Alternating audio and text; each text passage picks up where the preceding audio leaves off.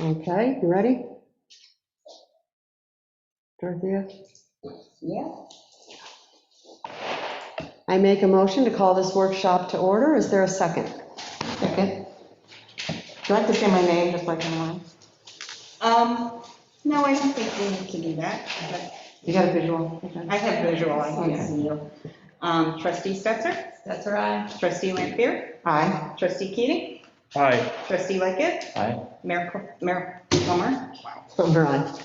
Motion passes. Okay, does anybody have any conflicts with anything in this agenda or anything they'd like to disclose regarding the workshop items? Nope, I do not. I do not. I do not. And I do not. Okay, Because Jeff's not there. You missed the whole thing. anyway, did you want to talk about the open meeting? You know what, I didn't bring my little rules. Do you want to wing it? Sure, Want to grab it? yeah. That'd be lovely. Sure. Can we pause? Yeah, can we pause, please? Talk nicely about me, I'll be right back. Okay, okay, I'm just going to pause for 1 second.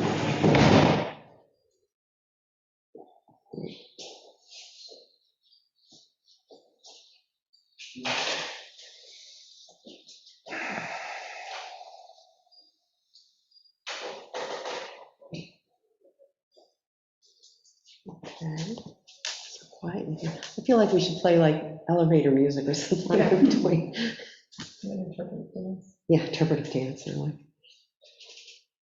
I just thought of the SNL guys who used to dance, the German dancers. Yeah. Peter Heicher. Yeah.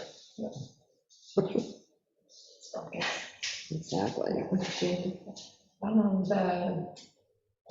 open, or what is she, she's getting the rules of, the meeting rules? Mhm, mhm. She normally Oh, look, I found a list of rules. Okay.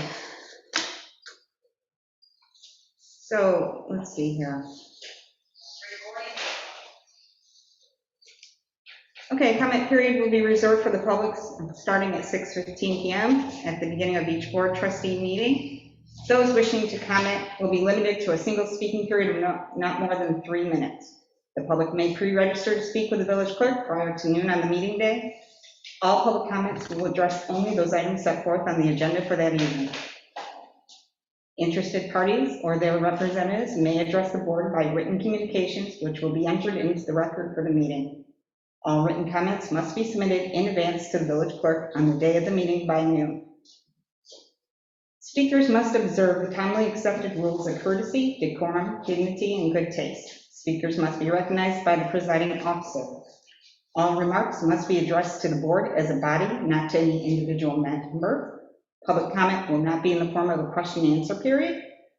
Speakers must step to the front of the room. Speakers must give their name, address, and organization, if any. Speakers may not yield any remaining time they may have to another speaker. Board members may, with the permission of the mayor, interrupt the speaker during their remarks, but only for the purpose of clarification or information. The distribution of printed materials or any other media must be submitted only to the village board and not the general public. Private distribution of printed materials to the audience members is prohibited. Okay. Can I ask some questions about that? Sure. So it mentioned 6:15 on the nights that we're having a Correct. trustees meeting. That time does not work for me. I can't make it any earlier than 6:30. We don't need a quorum for a public comment period. Okay, and I'd really like to be here to hear the public comments. That's a discussion for the board. Yeah, we You can set do the criteria. Okay. Some of these guidelines have been updated and are waiting board approval, so it's your choice and Yeah, we how can- you want to handle. And we're agenda, this item is also on the agenda just for any, like tweaking, as you're saying, to Sure. things. The other concern I have is I often want to hear the public's comment after we've talked about things. There's a good reason to do it before and a good reason to do it after. If it's before, then they haven't heard where we are with it and they can't comment on the things that we say during it. So I could make an argument that it should be after we talk about it. How about, because we do have a workshop with agenda items, how about if you keep those concerns for when it is agended, which will be at the public meeting on Okay. August 10th? Okay, Because, I think these are all really good things that we can discuss and On the kind of 10th? tweak and tune, and, okay, sounds just good. as a starting point. But, thank you for that, because obviously there's things that we need to tweak. But as we said, this is a workshop, and it is publicly noticed, so it is an opportunity for all of us to just speak sort of casually with each other about items of importance to our village and to our villagers. So we have 3 items to be discussed tonight. The Tavern Overlay District, just some thoughts about that. There's some things that have come up on that. Outside seating in general throughout the village for retail and restaurant establishments, and the marijuana legalization law. Because we have to kind of keep up on that and just really talk through that a little bit as well. We also, just a small housekeeping item, will be the NICOM conference, and you want that on the next, Well, I'd really like to get. we should probably address it tonight, yeah, talk about that, about just funding for that conference and attendees, because we have new people here, so there might be some additional requirements for that. So those are the items. New actions by the board. Yeah, but other than that, we really won't be formally voting on any of these items, the large items before us tonight. As I said before, it is a workshop. It is for discussion purposes only and to receive input from the public. We've already received quite a bit of input on a number of things from the public, and I want to thank everybody for writing in and calling and reaching out to a number of us. That's important. It helps us, shape the discussion and how we all move forward. So we're grateful for that. We probably should, if there is any public comment right now. What's that? Can I take one of the, Yep. this for me? Thank you. If there's any public comment right now on any of the specifically agended items, anyone here is welcome to speak. You have up to 3 minutes. Anything else? Yes. Please state your name and address. Do I come on here, right? Sure. Okay. My name is Jonathan Kelly. I live at 9 Washington Road. I'm here to talk about the legalization of marijuana. And the reason why I do that is full disclosure is that I actually smoke cannabis. And the reason why, up to 2 years ago, I didn't like it. It would make me sick and everything else like that. And then I had an emergency operation that I was left with a colostomy bag, and they had to do all of the stuff. But because of that too, I can't do like the Aleve, the Advil, Tylenol, just because of how my whole system works. And it was suggested that I would go and get cannabis. The problem is that I don't qualify for the medicinal one. But what I learned while looking up all of the stuff is all like the wonderful stuff which cannabis does. And one of the things that it led me to was to go into Massachusetts, because that's where they are, and not expecting like something like you would walk in, there would be like, the music playing and everyone like stoned and all that. And you go into these places and it's like going into CVS, except the only thing is that you show your ID like three or four times. And just to interrupt you, it's legal in Massachusetts. Yes, That's it's why legal in you, so that's why you went to Yes, Massachusetts. right. Okay, thank you. Just wanted to Right, clarify that. because when you go into one, you can actually buy the stuff from what you need. So I go for the low THC, the high CBD, because it helps with pain, but you don't get that stone feeling. And I only want to make the recommendation for the village to actually get a dispensary, just because it is safer, because you know exactly what you are getting. The legalization in New York State will allow the growth of plants. And if you know anything about when the fall comes, that smell is going to permeate all throughout if people decide to grow it. And what I'm hoping that if there's a dispensary close by, they would be more willing to go there instead of trying to grow it within their house or outside. The very last thing that I want to say about this is that I know we want to be careful. We don't want to expose kids to it. There will be a ton of traffic. There will be all of that. But the one part that I looked at the village map, which could actually be a doable place, is over by the pickle factory and Pittsburgh Estates. And the reason why is that you have the parking, it's away from homes, and it would be, if the board considers doing it, it would be like the perfect spot, and it would fill it. But, and as for the consumption sites, I have no idea about that. Okay, thank you. Thank you, Well, thank you. Jonathan, really good ideas. you. Thank you for Appreciate your it. comments so much. Great. Would anybody else like to speak before we start our workshop? Yes, John? Yes, John Lubeck, 62 State Street. I'm here to talk about the brew pub or the tavern overlay district Come on and up. outdoor seating. I got Very opposed to extending the tavern overlay district down into Northfield Commons. Both the comprehensive plan and the legislation itself for the tavern overlay district talk about protecting the residents. And extending a tavern overlay district is going to be right in my backyard, immediately adjacent to it. Copper Leaf is not a brew pub or a tavern. It came to life as a processor of agricultural products. We've got a landlord down there who doesn't have a complete site plan. And we've got empty buildings down there too. And extending a tavern overlay district into Northfield Commons is just going to encourage him to fill those two buildings. And I'm afraid of what would be there. I think in terms of outdoor seating in that area, you can't give Copperleaf safe outdoor seating. And for somebody that absolutely refused to go through the site plan process for a business like other businesses have had to do, they snuck in here as an agricultural producer. Again, there's no restrictions on seating right now. I don't want people in my backyard consuming alcohol. I think if we extend that and we get more, right now, I know the parking is up for question here in the village, but with 2 restaurants, all the other businesses that are down there, you don't have adequate parking. And right now, we've got construction parking down there. We've got the dumpster issue still. And I think outdoor seating in the tavern district don't belong in Northfield Commons. So thank you. Thank you. Thanks, Hey, thanks. John, follow-up question for you. How is the noise from Olives from your house? Has there been problems on the outside there? No, they don't have, theirs is on the other side of their building, Yeah. so we don't hear as much of it. Mm.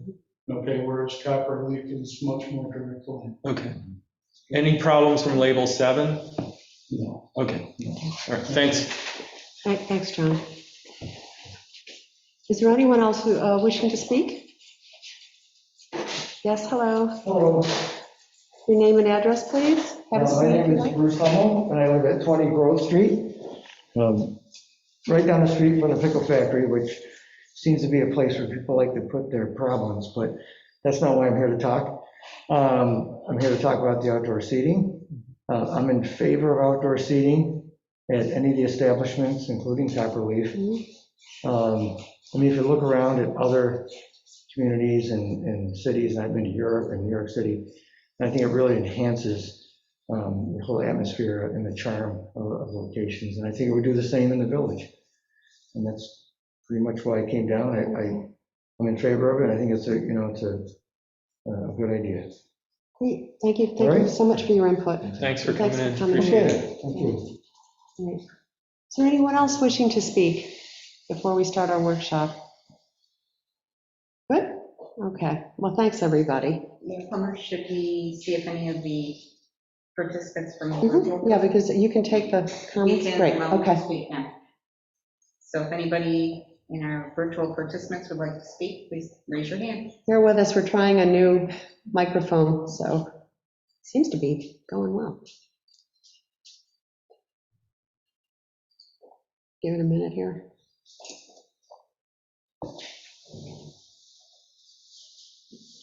You seem to be good. To be, Okay, to be clear, it's using the raise your hand feature in the software. correct. Yeah. Oh, wait, you just have to raise your hand.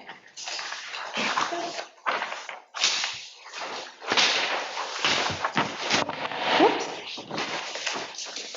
There you go. Okay, We have one. oh, we do, okay, great, thank you. Go ahead, Patty. You have to unmute yourself.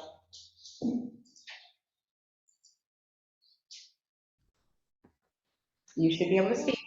Yes, thank you very much. My name is Margaret Caraberas. I live at 81 South Main Street. I just submitted several paragraphs to you guys, and I just want to read through generally. If I don't know if this is going to be entered into the minutes or not. Can you explain to me whether that's going to happen? Otherwise, I'll read this right now. Can you explain the process as soon as someone sends any written material to us? Written material received will be entered into the record. It's not required by law to be read into the meeting minutes. It'll be attached to the file that it's associated with for that meeting. And that is coming from Committee on Open Government, NICOM, our lawyer. Otherwise, you'd be having the clerk's reading hour, at least, especially tonight. Right. Some of it is pages long, and it would take an immense amount of village time. Yeah, and just to add to that briefly, we have already received numerous written comments. I've also received some phone calls, and had interaction with residents that wanted to weigh in on these things prior to the meeting. And all of the written comments that we receive as a board, we read. And, that is, I'm sure the intention is that you want to reach out to our board, so we read and hear what you have to say to us. So it is always part of the record. As soon as you send in anything, and this is important for anybody listening or here, as soon as you send in any email to us commenting on, whether it's an agenda item or something, it is always a matter of record for that meeting. It's never just simply dismissed. And it is always available to the public as part of the minutes. Can I Right. clarify? Trustee Lightfoot had wanted to. I would just like to clarify, I think there's been some confusion before about how an email had to be annotated in order to be a part of the record. Does it have to say this is to be part of the record in order to be read? And I know that we did get a bunch of comments today, which I read through. We also received, I think, Mr. Lindbeck's detailed email yesterday or so. So Yes. that's also part of the record. Every single thing that you just mentioned is all part of the legal record that will be available to the public on demand as needed. Yeah. That's how it works under New York State municipal law, and that is per the recommendations and guidelines from both NICOM and the Committee on Open on Government. Open Government. These are, except for what came in since I entered the meeting, these are the comments received today. They were all forwarded to the board. They've all been saved with the file on the computer files. So they've been made part of the record. Thank you. May I, talking about for a minute, we specifically received one email that I noted today that had made a specific request to be read into the record. Are you saying that if the resident makes that request that we can't honor that? Is that what you're If saying? you honor one request to read a letter into the record, you need to treat everybody equal. You need to mess up to read all the requests. And that would be quite burdensome with everything that we receive. The point of comments is for the board to hear them and be passed to them, and that is what has happened. I emailed those on to you for your reading. Member of the public, they have rights. They don't have the right to tell the board that this has to be read. They can't do that. The board can decide whether to read those out loud, but that is a board decision. In other words, if we, say, for example, we receive, and we have received a number, but say we receive, 50 emails, to have one resident, in this instance, I'll just use your example, one resident say, I want this read into the record. No matter what, it's part of the record, whether it's read or not. That is by New York State municipal law. But as soon as one of these emails is read into the record, all get read into the record under New York State municipal law per the guidelines from the Committee on Open Government and NICOM. So we're here to conduct our business for our village. We're trying to hold a workshop. We want to have public input. We're grateful that we have been receiving public input. And again, just to clarify, and Peggy, I'm sorry to hold you up, but I know people have questions here. We're excited to have public input, and it is all carefully read and reviewed. So, and if people feel that they want to have their comments made public in a more public fashion, please publish on social media. But you can always, always get these comments as a matter of public record from Village Hall. Okay, do we want to talk about that more in depth when we talk about the other Yeah, meeting yeah, procedural things? exactly. So, Peggy, but just to give you the do have background. other things I know, you poor wanted Peggy's sitting to here mention? waiting. That's okay. I do one other question before I proceed. Is this the only opportunity to speak to you guys during this workshop? Or will there be other opportunities throughout the workshop? I missed the beginning of the meeting. Well, we had public comment for anybody wanting to comment at the beginning of the meeting, so then we could proceed with our workshop in a timely manner and try to get through. So this is the only opportunity. in this way, but there are numerous opportunities for the public to engage with their elected officials. It is not a single moment in time. Okay. Just a couple of things.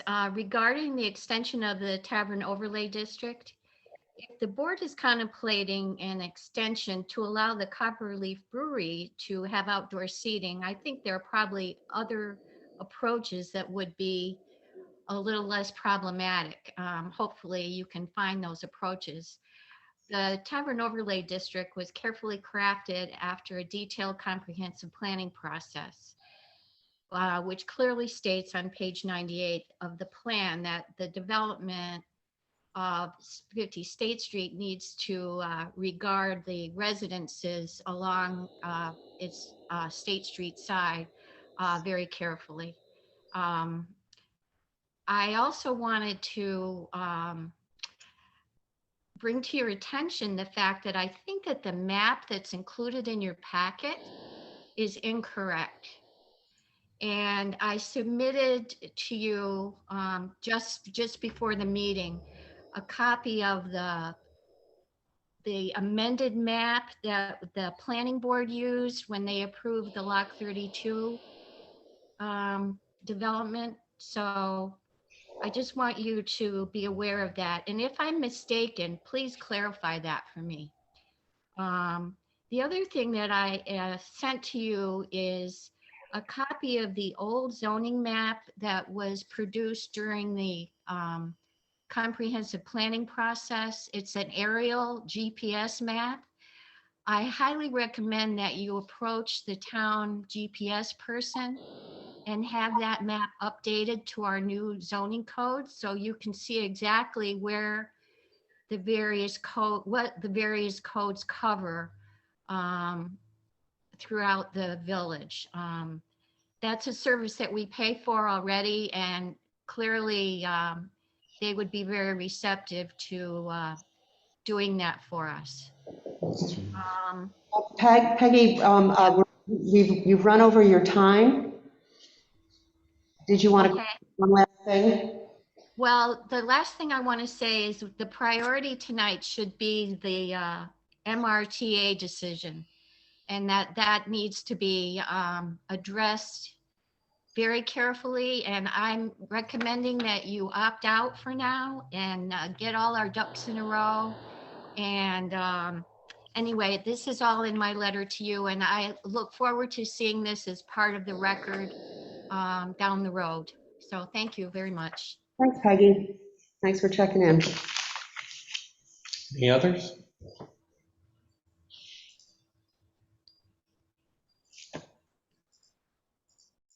Are you stretching or are you raising your hand? Is this the public comment? Yeah, you missed the beginning, so. For both? Yes. For any agenda item. Yeah, if I could just comment. Yeah, just give me 1 second, because I know Dorothea was working with people online as well, so you may be in the queue, I don't know.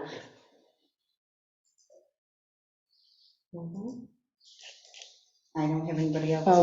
Okay, you want to come up and name and address, and Yeah, sure. you can speak to any of the agenda items of the workshop? So Dave Marshall, I live on 67 South Main Street. Moved here 3-4 years ago. I have small children right now in elementary school. And with regards to the marijuana legislation, or the opportunity to opt in versus opt out, I strongly advocate opting out and taking some time to ponder public input beyond tonight and further. I think there's a lot of risks associated with being a first mover here with regards to traffic, with regards to the locations, with regards to my kids, frankly. You know, I think about the walkability of the district and the residents and the village, and I want those kids to be, frankly, I don't want to have to fight the battle of marijuana with regards to their upbringing, or have it be as commonplace as perhaps it might otherwise be if we were readily to accept it. I recognize that the CDC has lots of input as to the effects of marijuana on growing brains. At the age of 25, it becomes a little less of an issue with regards to children's development. And I think in a tightly packed residential built-out village, it would be nice if the commercialization of marijuana, both dispensaries and or hash bars as they may be known, could be more appropriate in commercial districts that are larger in scale. So that's just my comment on that. I have concerns about that broadly. To the point that if we were to consider an opt-in, it'd be nice to know if it was maybe by referendum, where you have an opportunity for residents to vote en masse to determine the majority opinion. Should that be to allow either dispensaries or hash bars, I certainly would respect that opinion. But I think absent of that, it's kind of hard as a 5-member board to make that decision individually. With regards to the Tavern Overlay District, I would simply second Peggy's comments that the Tavern Overlay Districts were widely considered and thought of during the comprehensive planning process, and to accommodate a single brewery, it seems a little bit like a step transaction to solve the problem of outdoor seating. And I think it's something that, again, should have much greater thought. Being a resident on South Main, I really do love the idea of the Tavern Overlay District, or greater accommodations for booze and alcohol and food to be up by 4 corners, rather than to sort of compartmentalize it down in that area, particularly for fear of the residents that are right there on State Street. We've already had some concerns that have been expressed in prior meetings regarding that. So those are my thoughts. Thank you. Thank you. Thanks very much for your input. Okay, we can take one last comment, and then we'll start our workshop. We have one from Ms. Diaz, you're free to talk. Your name and address, please. Hi, am I unmuted? You're unmuted. You're unmuted. We can hear you. Hello. Hi, this is Emily Diaz. I'm at 81 South Street. And in regards to the opt-in or opt-out of the marijuana law, I really think that you guys or we should opt in. I think everything that I'm hearing, everything is a couple years out. It's gonna take a lot of planning for businesses to kind of figure out exactly you know, how to navigate the new laws and everything. And I think opting out is just going to send a signal, you know, this anti-business signal to the community. And whether we like it or not, it's legal. And so I think it would be a missed opportunity if we don't get to benefit from the sales tax or whatnot, because we all know it's going to be 1 block away down on Jefferson Road.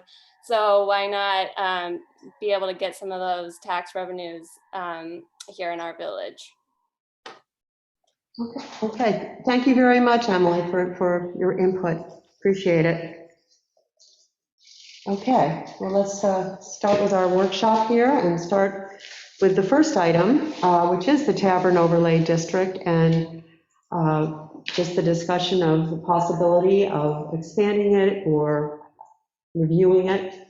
I wasn't even thinking specifically, in my mind, just to start the discussion of specifically like Copper Leaf. I wasn't even thinking of it that way.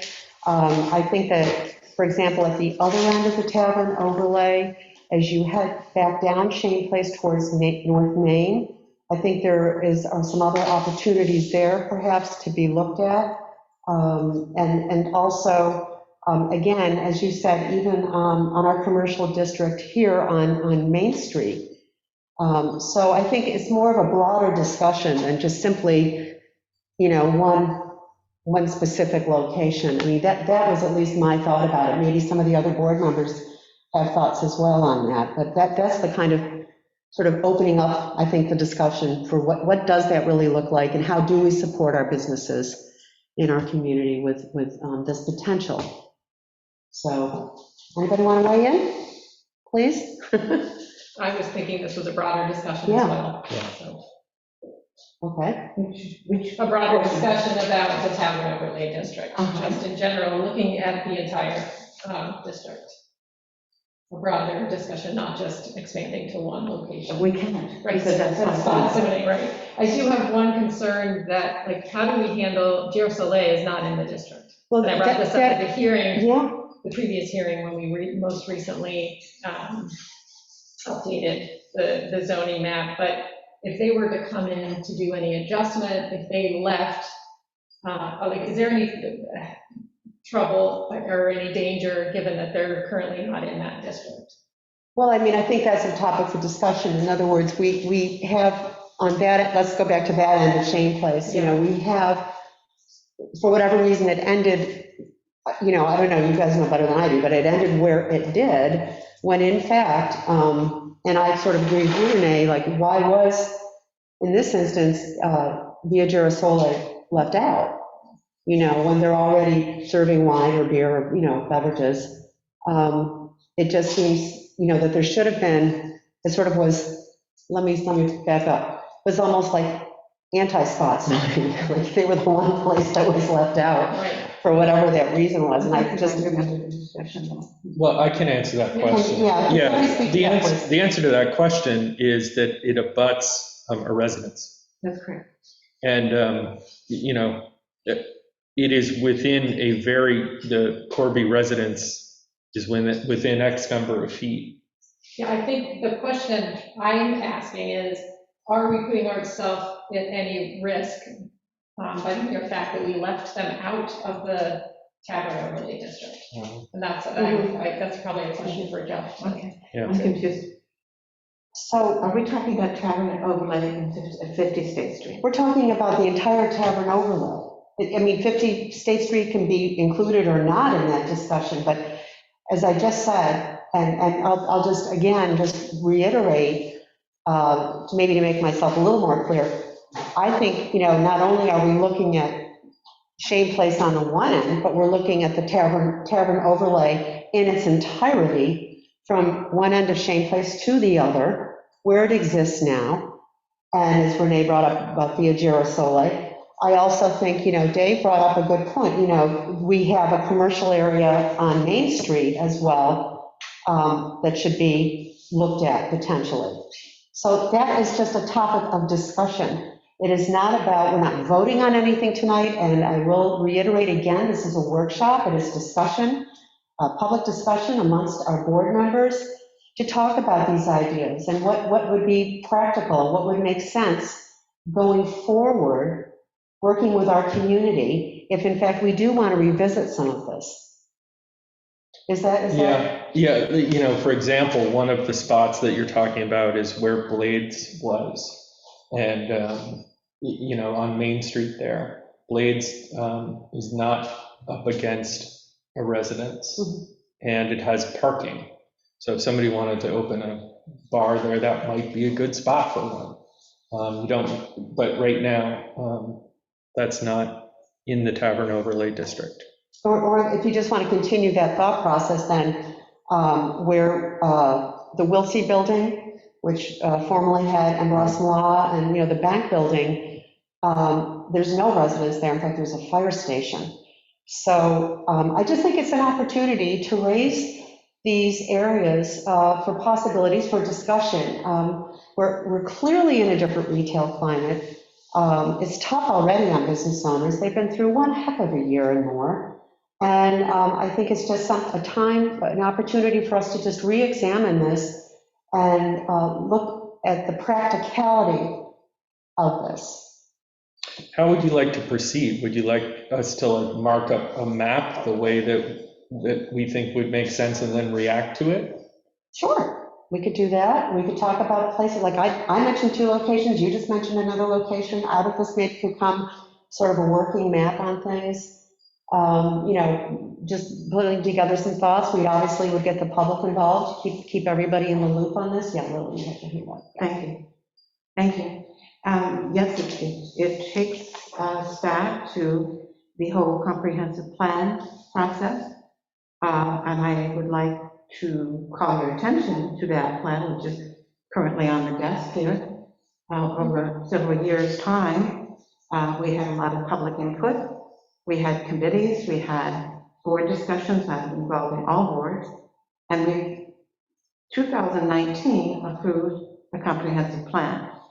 What I'm hearing tonight is a little bit different than what I thought we were going to be discussing, in that now we're talking about a complete redo of what was just accomplished with the comprehensive plan, and we haven't even had an opportunity, because of COVID and a lot of other reasons, to test the water, so to speak, as to how this comprehensive plan works. We have had no applications and this is our guide.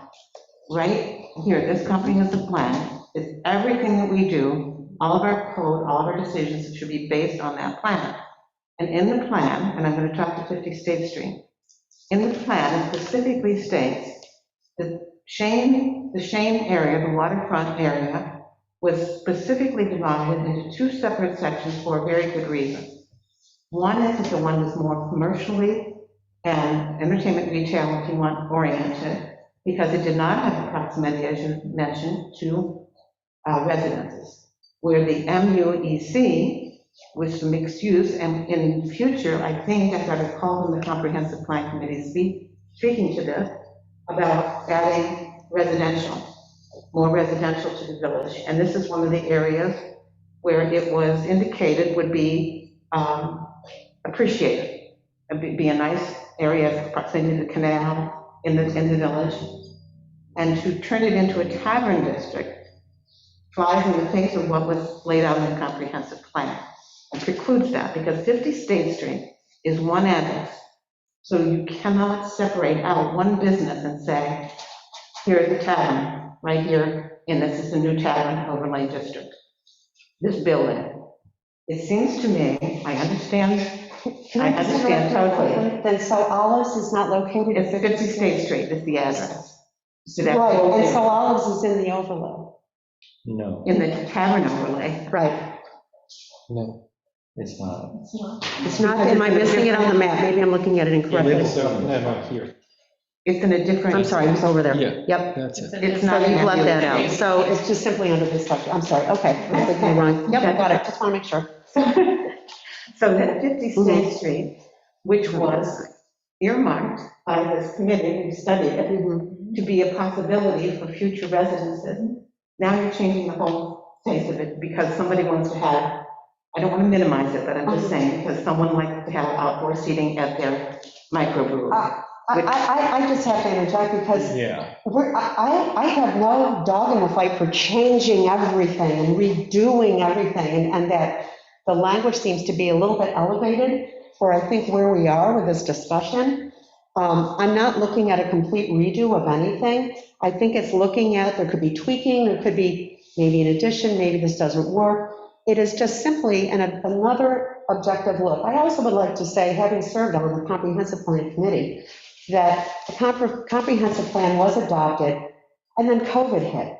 And we have a completely different kind of retail environment and climate that may never come back in the same way, regardless of Copperleaf Brewery or what anybody else thinks. I think it's an opportunity for us to recalibrate a little bit and say, what else can we do by reviewing the tavern overlay and maybe looking in other areas of our village where it could be appropriate as just simply an option. It doesn't mean a sure thing. It could be an option for a potential business coming into the village.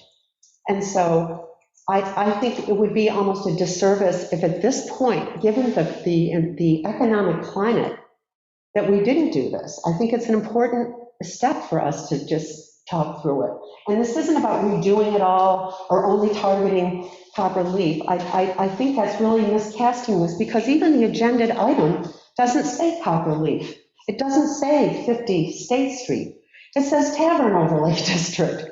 It is a discussion about a concept that came about when we were on the Comprehensive Planning Committee and moved forward. And now here we are today in 2021, still wearing masks again and recognizing that it's a difficult retail climate. And this may be another option, another opportunity for businesses wanting to come into our community. That's why I think we should have this important discussion. Can I jump in? So Yes. a couple of things. Sorry to interrupt, but let's let Lily finish up too, but Yes, please. Thank you. Yes, I think I understand that I misunderstood when it was placed on the agenda. Because it wasn't at the last meeting. I was coming at it, looking at what I saw at the meeting, that it was tied into the discussion with Copper Leaf. And so I thought that was what was driving. not on the agenda, No. not even mentioned on the agenda at all. Okay, so This just is about the concept in zoning of the Needs to be Tavern entire Overlay village. District. And just, how do we proceed? How do we proceed in the climate we have right now, knowing we have businesses struggling? Can I jump in? So I want to address the two things I want to address, and I'll be quick. The first is, how do we think about 50 State Street as different environments? Because there's a big difference with something that backs up to your house, John Limbeck, and something, let's say the lumber company went out of business and somebody wanted to open a restaurant and bar there. That would be a pretty good spot for one, probably, because it's far from everybody. And If they follow the rules, it'd be fine. yeah, exactly. Absolutely. So I don't want to I don't love this thing where we have to think of 50 State Street as all one thing when there are really very different things in It's there. one property. Yeah. You can't spot someone building within one property. I understand. So that's a challenge for us that I want to address. The second thing I want to address is the comp plan. And the comp plan is also quite articulate about supporting businesses in this climate. And, I don't think it's a reason to say yes or we're all following. If we change the overlay district, we would do it by following the comp plan. And if we don't change the overlay district, we would do it by following the comp plan. Always switching. And comp plans are dynamic, that's the thing. They don't, one thing that I feel strongly about with a comprehensive plan, it should be reviewed every couple of years. I mean, sometimes this thing sits on the shelf for 15 years and it's like, well, we did that, This is a dynamic document in my mind, because the interests of our community, the demographics of our community, laws change at the state level, the marijuana law, all of these things play into how we revisit our comp plan and how we revisit some of our zoning decisions that we've made. And I think it's a healthy process. Did somebody else have their hand raised? Oh, yeah. Justin, could you? Again? I can wait, actually. Thank Okay, you. I'm stretching, I don't know. So I kind of like the idea of marking up with a pencil and seeing where we are. If you had ideas on where you'd like to see things on Main Street or near the Four Corners, or there's a big difference between the south side of State Street and the north side of State Street, that kind of thing. May I bring the discussion around again to Copper Leaf? Of course, it's a workshop, yeah, we're all just talking. Thank you. The reason why is because there were a number of emails that we received from patrons who are interested in outside seating at Copper Leaf, and as well as from the owner. So clearly, it's something that needs to be addressed. And I think that, from my perspective, when I, at the last time meeting, And I looked at our code, and what has transpired in here is the permit that was given to Copperleaf, is that, from my perspective, I feel they need to go back to the Planning and Zoning Board, because the Planning and Zoning Board is the board that gave the permit. And so they would be reviewing it and seeing under what circumstances they could look at outside seating, because when they applied, they didn't want any outside seating. They acknowledged they weren't going to have outside seating. Well, things have changed, as people have pointed out, I understand as well. So whatever way they need to address that, I think that's the correct process. The second part of that is, it would move them along a lot more quickly if they're looking for this season to be seated outside. That if we go through the tavern overlay process and changing our code, it's more involved, Sure, relatively of more course. fee, it's Yeah, public very hearing. good It's going to take a good long time. So if they're interested in adding 4 chairs on the other side of your building on the little porch that was indicated, I think they need to go to the Planning and Zoning Board. And I just feel that to change 50 State Street into a tavern overlay is using a very big hammer to deal with this very small. And again, you're speaking to one specific instance. I am, and that's where I'm going to have to do a mind shift here, because in no way was I seeing this as a broad, village-wide. I'm sorry, because we agended it as tavern overlay district and didn't, cite a business, so, Districts, plural. Okay, discussion. Yeah. Jumping in. I have to also, I realize that trustee Lanfear wasn't at the last meeting, but I also feel like a lot of this was brought up in the context of Copperleaf. So I do understand the confusion as well. I think that I'm okay with going back and revisiting the discussion of the tavern overlay district. I think that it's always good to keep in mind what our goals are and be able to continually revise those in response to changing conditions. One of the things that I really like about working in village government and in municipal governments in general is that our authority to change the laws is constrained by what people want us to do. And that's essentially the comprehensive planning process, as everyone here knows. And in the comp plan process, and this segues into Trustee Keating's suggestion that we start marking the map. Part of what we did is that people in the community marked up the map with where they thought different things should be. And I'm wondering if perhaps instead of us going and marking up the map, it seems like we're kind of jumping ahead to legislation before we've actually gotten the community input. I would like to see what residents feel in terms of the expansion of this district. Yeah, please do. Okay, And so, we'll jump into. So that's not at all what we're talking Yeah. about doing. And there would be a process that's followed where, let's say we marked up the map. There's then a public hearing. Yeah. At which point, we charrette. don't need to go back to the comp plan Or process. charrette. We're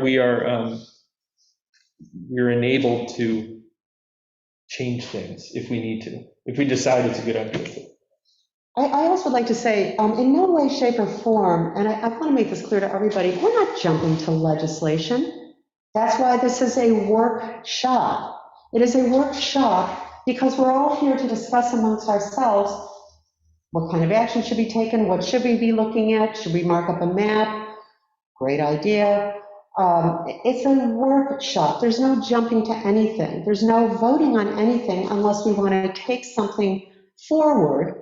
In this instance, to work with the public. And I would say before we would even go to a public hearing, we would have probably a charrette with the public. So it would be, again, a broader scope of a workshop for those of you not familiar with charrettes, for the public all ages. You maybe have it on a Saturday or something, depending on how things work out with COVID. Maybe some of it will be virtual, but the public gets a chance to weigh in and put their Post-its and stickers on. Remember, we did a bunch of those, Renee. And it's a great opportunity for us to all, work together as a community to bring something else about relative to the zoning map in this instance. So we're not jumping to legislation. We're not cutting anyone out of the process. In fact, I'm delighted we're holding a workshop, because what this is doing is opening up this process and this discussion so we can bring it back in a greater way to the public. because we've gotten already significant feedback from villagers that are excited about the opportunities potentially with us looking at the tavern overlay in a greater scope. Can we go back to that idea of the planning and zoning board hearing Copperleaf's request? Didn't we throw that idea Yes. out, and there was a reason why we couldn't do it that way? Can I speak to that? Yeah. Unfortunately, Steve Louth was going to join us tonight. He wasn't able to be here, but he actually was on the planning and zoning board in another community, and he had a meeting tonight. So as I recall, and Susie may want to jump in on this, I know you're a member of the planning and zoning board, it would be helpful if I'm not saying this clearly, but they would go before your board really with a hardship case, because they do not have in any way, shape, or form a special use permit. You know, they have a very different categorization as a business. And so it is extremely difficult to prove hardship and would be virtually as long. In terms of my understanding of that, okay, you're nodding yes, I just want to make sure I'm sort of getting the gist of that it's nothing, it's not easy. Extremely high bar. Yeah, extremely high bar, rarely done, as I understand. I do know that early on, they did, Steve Louth, I believe, reached out to emergency vehicles, you know, the fire department and the ambulance EMTs, and asked what about if they had a couple of tables in the front of their business where the fire lane is. And they came down and they reviewed it, and they said absolutely, because they are not permanently affixed, that they can be moved. So they did not have an issue from a safety standpoint doing that, and in fact, they felt that it would be somewhat safer because it would be identified for seating and cars wouldn't try to cut through. You know, because right now, cars are directed to go all the way around the buildings to park in a one-way loop, and there are times when cars just bolt right through. So, but that's as far as I think it really got. I don't know that one is any better or worse than the other in terms of time frame. I mean, I think you raise a good point about the time frame. None of this is, you know, immediate, if anything, you know. But again, this is one piece of, I think, a larger discussion. And I think the idea of marking up a map, and maybe we could all have some input on the map. But before you get to know, that, yeah. on Copperleaf, Mhm. the common sense is really kicking in of somebody making a pretty simple request, and this board's looking at that board, and that board's looking at that board, and nobody can answer them. And I just want to get through that somehow. They have had an answer very definitively from the building inspector, and we can give you that information. Right, so Steve's, but there's no sort of step for them to take to get the situation addressed. So Steve takes a look at it and goes, that works. Fire department says that works, and we haven't gotten input from the public. Who has to look at this and say yes or no? Right now, there's no mechanism in place for them to have seating. So it's not a yes or no. It is, what do we do if we want to do anything to address, and in my mind, it's a larger issue. One, we're looking at the Tavern Overlay District, and we're also looking at outside seating. And again, I'm looking at that in the largest sense of the word in our village, that those are the issues that this has raised by virtue of the fact that this is a business owner that does not have a special use permit, wasn't covered under the resolution that was made by the trustees, as we all know, to expand outdoor seating and then, you know, keep it in place for a bit.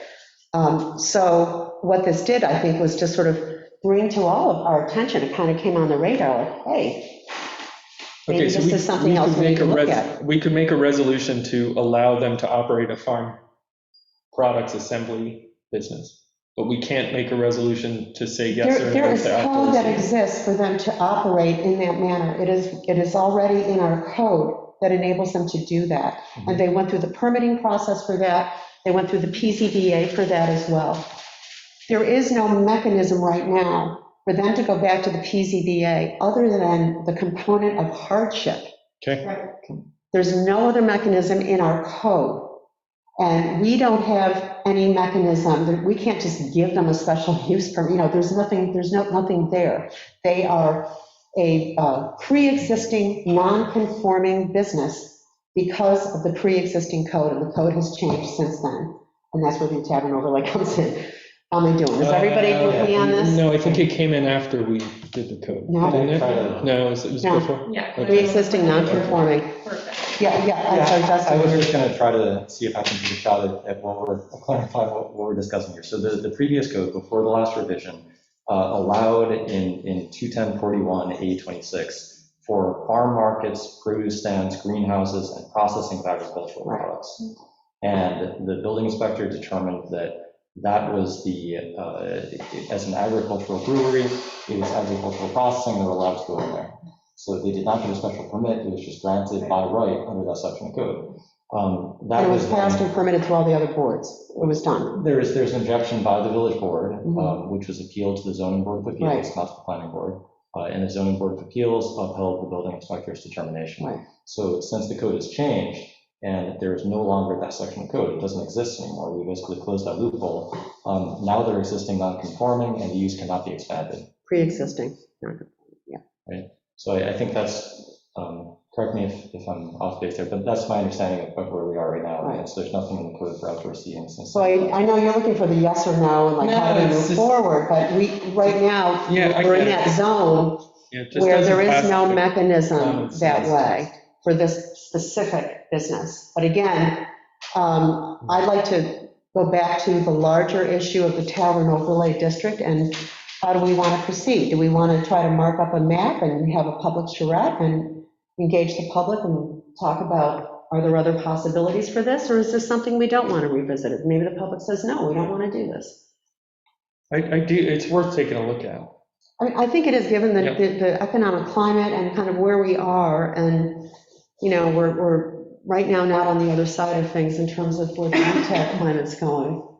Restaurants and taverns are one of the only things that Amazon can't put out of business. And you put a nice, you give a nice experience to people, and they like to go there.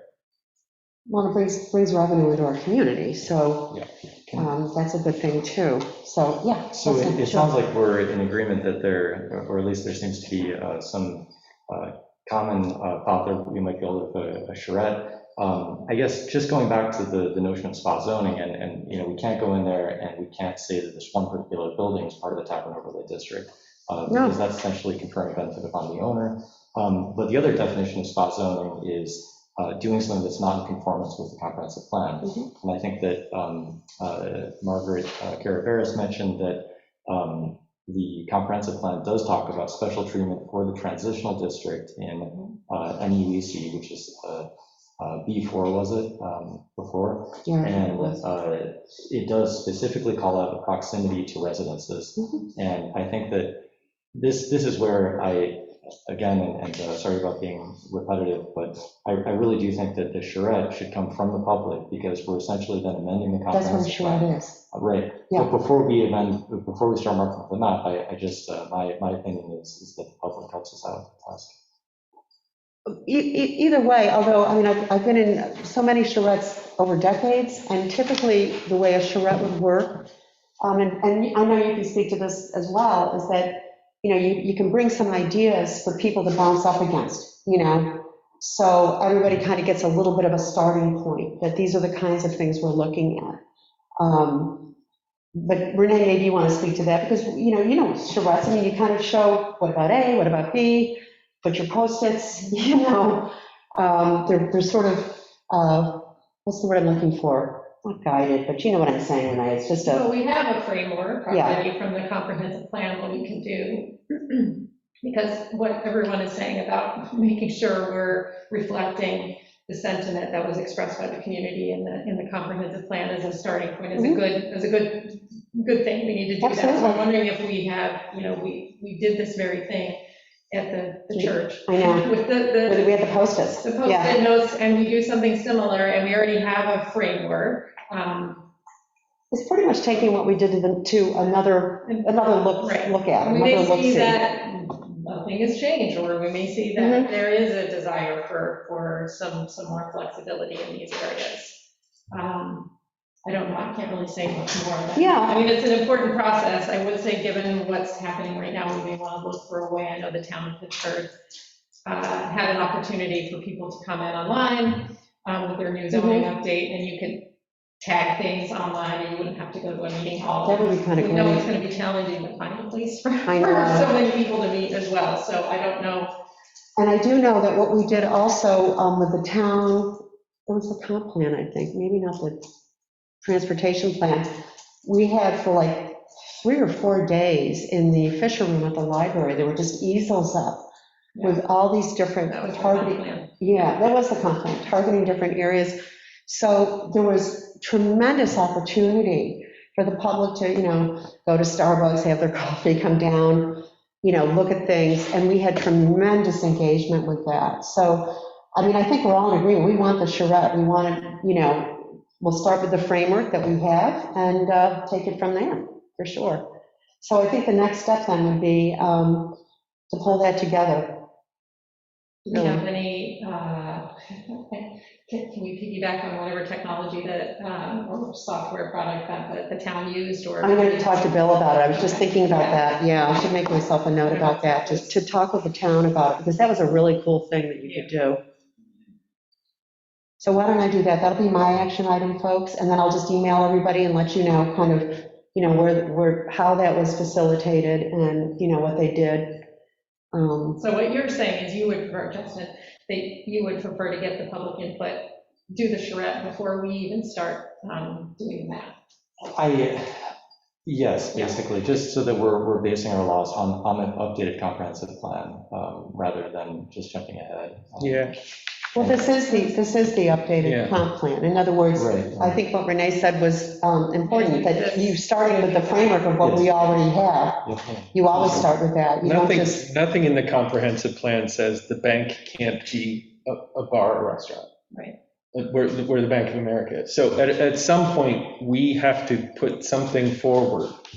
And so, Yeah, and I that's think. what we're proposing. Sure, and I think that if we do use some kind of online tool like that, we can certainly show the boundaries of the Tavern Overlay District, maybe give some guidance about proximity. that's exactly what we're talking about. I don't think maybe we didn't express it that way, but what you're seeing here is what our zoning map, and this is the framework as identified in our comprehensive plan for the public to have input in a charrette moving forward about the Tavern Overlay District and how they want to see that. Do they want it to stay the same? Do they want to expand it? Should we look at other areas? I think right now we're all saying the same thing. I think we do need to move on. My action item then will be to follow up with the town about, their software package, how they facilitated that, see if there would be even a possibility maybe of getting a room. I mean, we'll have to see with, the CDC guidelines, but Yeah, maybe your idea about the Fisher meeting room or having it somewhere at the library where people could stop by, it's less controlled. So you don't know Yeah. who's- well, we monitored it. We had, We had proctors there. yeah, we had proctors there the whole time and making sure people really understood what they were looking at on maps, that kind of thing. One of the So- things that got complicated the last time, so I have two things. One, can you also add for us to think more about, is there anything that we can do to think about 50 State Street as Yeah, more let's than all one think about type that. of place? I don't know if it's Okay. possible to avoid spot zoning and to think of it as more than one kind of place. The other thing that got really complicated was defining proximity, because, take the old Salvatore's, what used to be the Salvatore's Pizza and is now the Pittsburgh Shop. Yeah, well, and not. So if you look at that on a map, that's up against the Mason, the Stone Yeah. residence, and its front door is nowhere near it. So we have to think about those kinds of things. Mhm. Because you would hate to, the old Salvatore spot might be a wonderful place for a bagel shop. But right now, that wouldn't be allowed because it's next door to the Masonic temple. That's the word I was looking for. And it's nowhere near it. So we have to think about those things. That would work though, because it's a bakery. It's not a tavern. Is it a bakery? If you're doing bagels, in other words, it wouldn't be a tavern. So, restaurant. That Yeah, would be a special use permit. But that would be permitted. Yeah, that's a permitted use. Yeah, we're speaking specifically to. wasn't the point I was making. The point I was making was about how we define neighborhood Gotcha, okay. neighbors and what's next door to what. Right. Like really, where it's directed, Right. it's directed to the commercial district. not- So apply that same logic to Mhm. Via Girasol and the Corby residence. Is it close enough? Or is it not close enough? Mhm. Where's the front door? Where's the noise? That kind of thing. Mhm, mhm, mhm. Okay, so, excuse me, we're in a workshop right now, so, but let's talk after the call, or, okay. All right, so we're good with sort of the action items on this. We're going to move along to outside seating. Okay, so, and again, this came before us. Do we expand the resolution? How do we do this? What if other businesses want to have seating outside? They don't have special use permits. All of those kinds of issues. How do we want to look at that in a larger scope in our village? And so, again, this is a workshop. It is for the board's discussion about what does that look like. It's not just specific, again, to 50 State Street. I think it came up on a number of levels. It came up because obviously, with the pavilion or with Lot 32, that seemed to be successful. Regardless of the pandemic, people just really liked it, and now here we are today with. Also, You know, Rachel's. our current resolution is going to expire at the end of October Right. unless there's another emergency order, the way our resolution is written, and we've renewed it a second time, and I don't know if this is one of those things we can keep renewing indefinitely, but it seems like it's a problem we need addressed permanently in our code. Sorry. I think we're looking at an adjustment to our code. Right, So I think that as maybe as a part, what we need to decide how they want to discuss it, it could be within the parameters of the special use permit. That the part of it, which I think we would need to look at through Jeff, is the public right-of-way. For instance, on our sidewalks on Main Street, we have to, by law, maintain 5 feet for public safety. And so we would have to see what businesses, for instance, would be able to utilize areas in front of their businesses, still leave enough sidewalk. And it's not going to be, I don't think we can say Main Street is allowed to have. Oh, no, I think we're aware that, for sure, that's come up before, Lily, good point, yeah. It's not a one-size-fits-all. Yeah, no, it isn't, because we're also, there's other governing elements of that with NISTOD, for example. But if we want to just look at special use permits, then there are businesses operating here right now that really don't have special use permits. So JoJo's doesn't have one. Thirsties doesn't have one.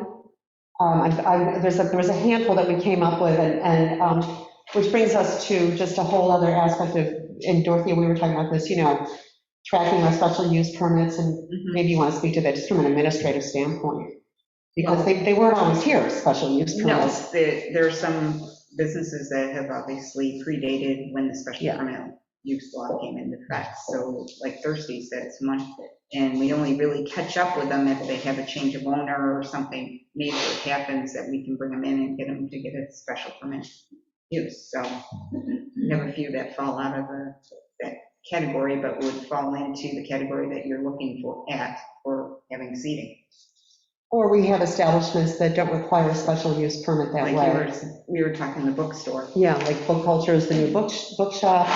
What if they want to have outdoor seating, they have the room, all of those kinds of things, I think just behooves us to really take the larger look at what's possible, because I think we can all agree that really the outside seating, the seating's been a success. People really have enjoyed it.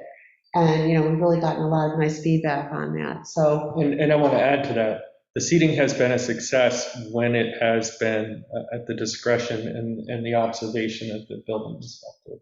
He's done a nice job of making sure that it was going to work for the fire department, it was going to work for safety, it was going to, so it's not just a blanket, yes, it has. Right, exactly, Yeah. it's case by case, for sure, yeah, and in this instance, so, yeah, so sorry, Justin. I just wanted to clarify something and this is really kind of a question, so please correct me if I'm wrong. So we kind of started out talking about the Tavern Overlay District, and there was some confusion that some people thought, and myself included, that it was mostly related to the Copperleaf Brewery. And it turns out that really it's kind of a broader view.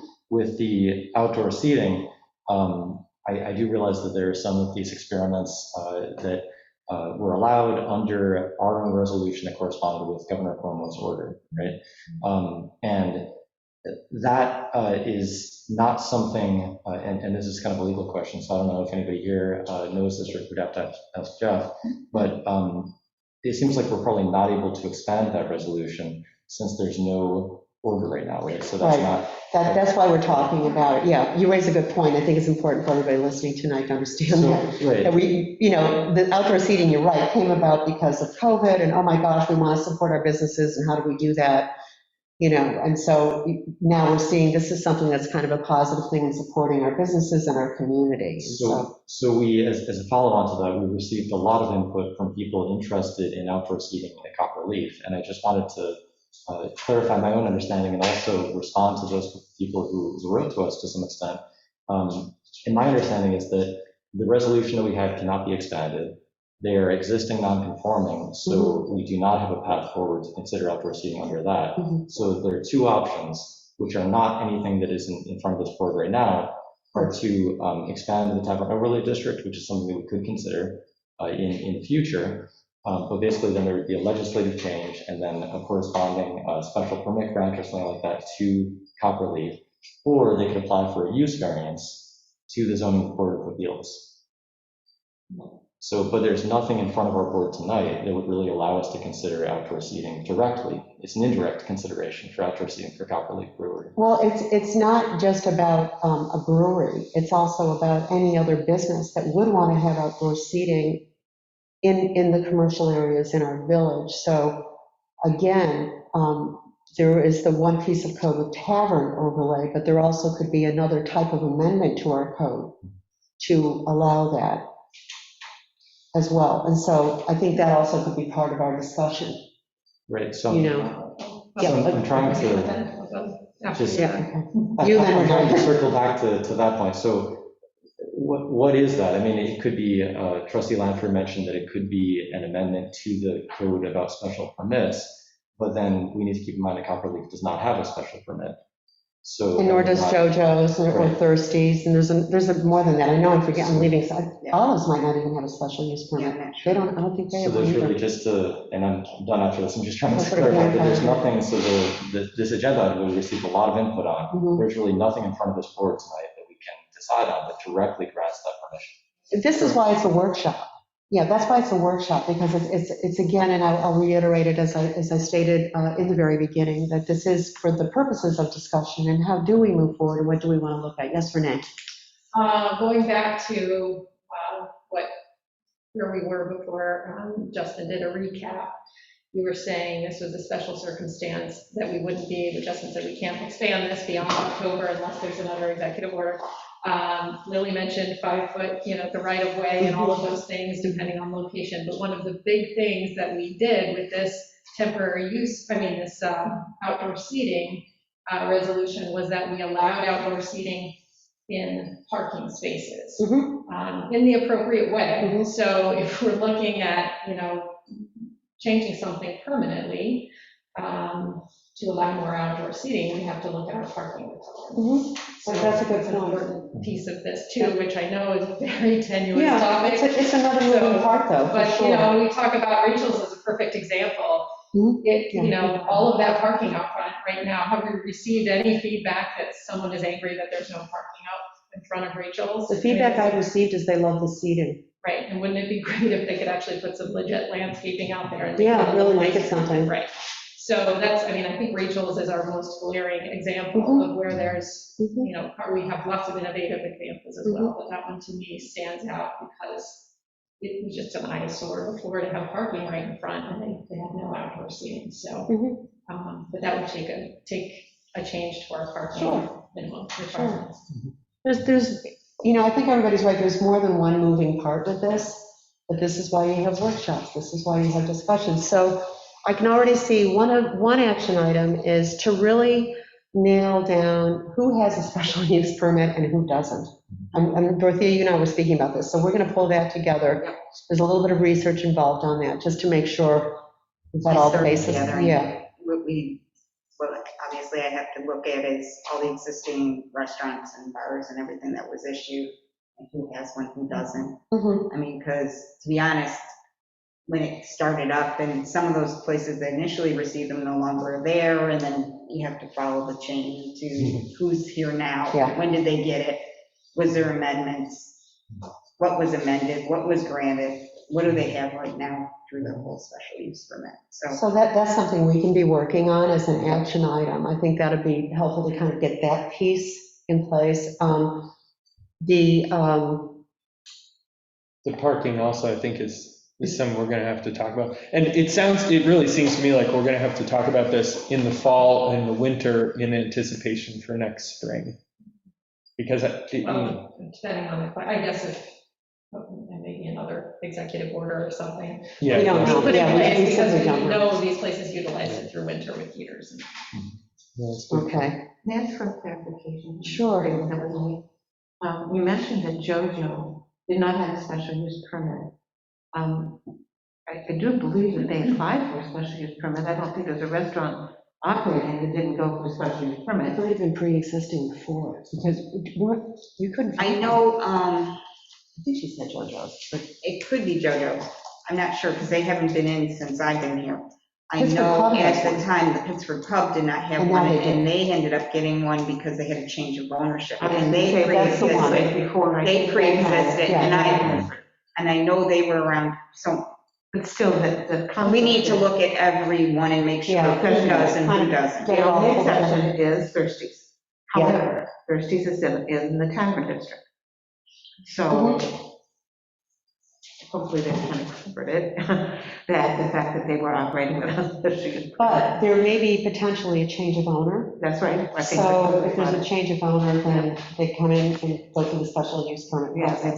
might, they would have to, but, they're in the tavern. Right. Yeah, so that they're allowed to have that type of business there, certainly, but they would need, because of change of ownership. But it could be, as part of, when we're talking about the outside seating, Mhm. a part of that special use permit. Sure, for them, but We're again, looking for a way to put it in there without too much of a right, and onerous. that would address it for them, but it doesn't take a look at the village in entirety for other businesses that may want to expand it or have that permanently, as you were saying, Rachel's, and how do we do that? There's parking there now. I just think there has to be sort of more of a holistic look. You're right, on a case-by-case basis like that, yeah. Because somebody else might be coming into Rachel's and say, oh, no, we want parking. Mhm, We'll put a porch on the front for some seating, but we want our parking spaces. mhm. So, flexibility, I guess. Yeah, but those are the types of things that we're having a discussion about to look at. Flexibility is Yeah. important. Yep. So is the idea, before we move on, this action item you just said, we're going to identify all the places that should have, the establishments that should have a special use permit? Mhm. And is the idea to help them through that process so that it's current, so that when they do want to make a change, that it's not a big deal? Or Good like, what is the idea of, why do we need to do Well, that? I guess we're associating seating, which is erroneous, with restaurants and bars when you look at other establishments that might want to have it. Technically, like the bookstore. Restaurant and bars are a subset overall of seating. You're right. We think about it because that's pretty out, everybody Where you thinks would about sit. outdoor tables or whatever. But I It's a guess good start right there, and put that information together. I mean, we're gonna have to go through all the ones that were issued, and we need to see who does and doesn't. Because like I said, I'm not aware of every restaurant having one. but does that mean they have to come before the board to get it? They don't have to come in front of the board unless they wanna, Okay.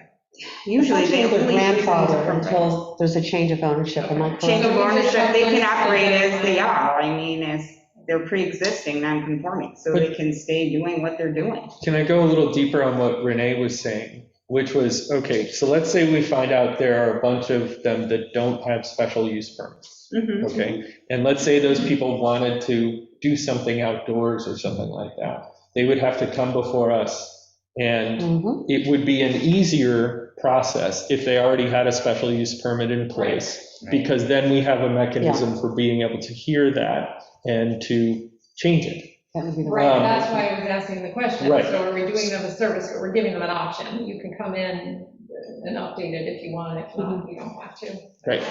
Okay. Now, if they chose not to, and they chose to not, so these are the ones that don't have a special use permit, and they choose to not come get one, Then it- okay? And they came before, and they said, we want to do something different. We would have no mechanism to Change hear of I that? think you do, change of use Change of or use. how they're operating. If they change the way they were totally operating to provide now they want outdoor seating, that's changing. So yes, I would say they have to come in front of the Mhm, village They board. would have to. So I'm just trying to go further on what Renee was saying and think about what is the incentive for these businesses to come and make things official in their paperwork. Any change to their business. Whether But it's but an if, owner or but, use, right, but if they don't need that, then they won't come in necessarily. And if there's nothing they're going to gain, they're not going to come in. that's what I'm saying. Yeah. If they don't want the outdoor seating, they don't want anything you're offering, they're not going to do it. So So- you're just doing some internal housekeeping by To getting make sure our who own- has, so it's easier for me to say, the following have it, the following don't, and to track whatever changes. And along with it, honestly, our form it was generated a few building inspectors back, thank you, Mr. Limbeck, and it does need to be updated. We have not really looked at it, and we should update it to reflect, do they want outdoor seating, do they want music? These are things that have come in front of this board for updates, and I think we need to really identify Repeatedly. everything they want to do with that organization. It's a basic form, it's a good starting point, and we never expanded on it. So it's something we do control, and matter of fact, our current form doesn't even look at, now the board gets special permits for hair salons, beauty, Right. all that, it needs to be reflective of that as well, and their needs, so. Okay. And honestly, here we go, outdoor seating, there's some things I've heard on Park Avenue, I've never gotten to go to any of these salons and spas, great Christmas gift. You can get a facial while you're sitting on the porch, is my understanding, like on Park Avenue, would that be considered outdoor seating and that type of thing? Mhm. So it might be something that even applies to that. Something we should be looking at. So anyway, just so moving forward, I think, the housekeeping of these special use permits, kind of who has what, I think is a good thing for all of us to know. And Dorothea and I are working on that, and also Marina, thank you. And then in addition to that, I think, Renee, you also brought up parking, and I think that's something that we should circle back and really look at. Again, holistically, it's come back over and over again. And, in terms of next steps on that, I welcome the board's thoughts moving forward, it can be maybe for this fall, it's not maybe the most urgent thing, but I think it's something that we're not getting away from, it keeps circling back on things. So I do think we maybe need to take a look at it and what are sort of current best practices for municipalities. And something that Lily said about just the ability to be flexible. Yeah. Because depending on the type of business that comes in, Exactly. they're gonna want a different scenario. And right now, our parking is just like, you gotta meet these requirements. Right. And, you can apply for exceptions, but. But if we know that there's constant application for exceptions, then we know that there's something that we probably should really be looking at, and addressing. So I'm thinking that moving forward, I know, I don't mean to hang anything more on you, and I'm happy to work with you on this, but Okay. maybe if we can pull together some more current information about what municipalities are doing, and then forward it back to the board, and even do a posting on it, so people start to understand what were possibilities of things that we are looking at. I also think, Yeah. sorry, talking to the planning and zoning board, I know you guys have done a lot of Yeah. thinking and you guys talking weigh in. and learning about that.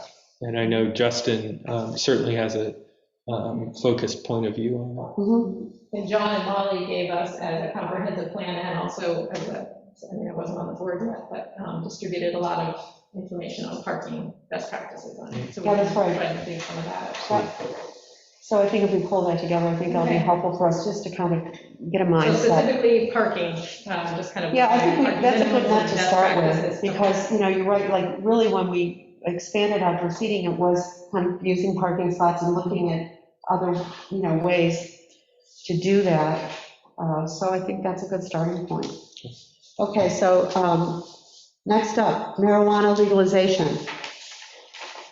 Okay, so we did bring this up last time. You had, and it was redistributed again to folks just to refresh everybody's memories in your packets. Thank you, John. Thanks, John. Thanks, John, take care. So I know we've already been getting some letters about this and some comments as well. Scrolling down to the legislation here. I do want to clarify, and Dorothea, you can help me walk through this, because when people use the language, oh, we need to opt in, this is something as a neighbor I think is good. We're already opted in, and I think this is important for the public to understand.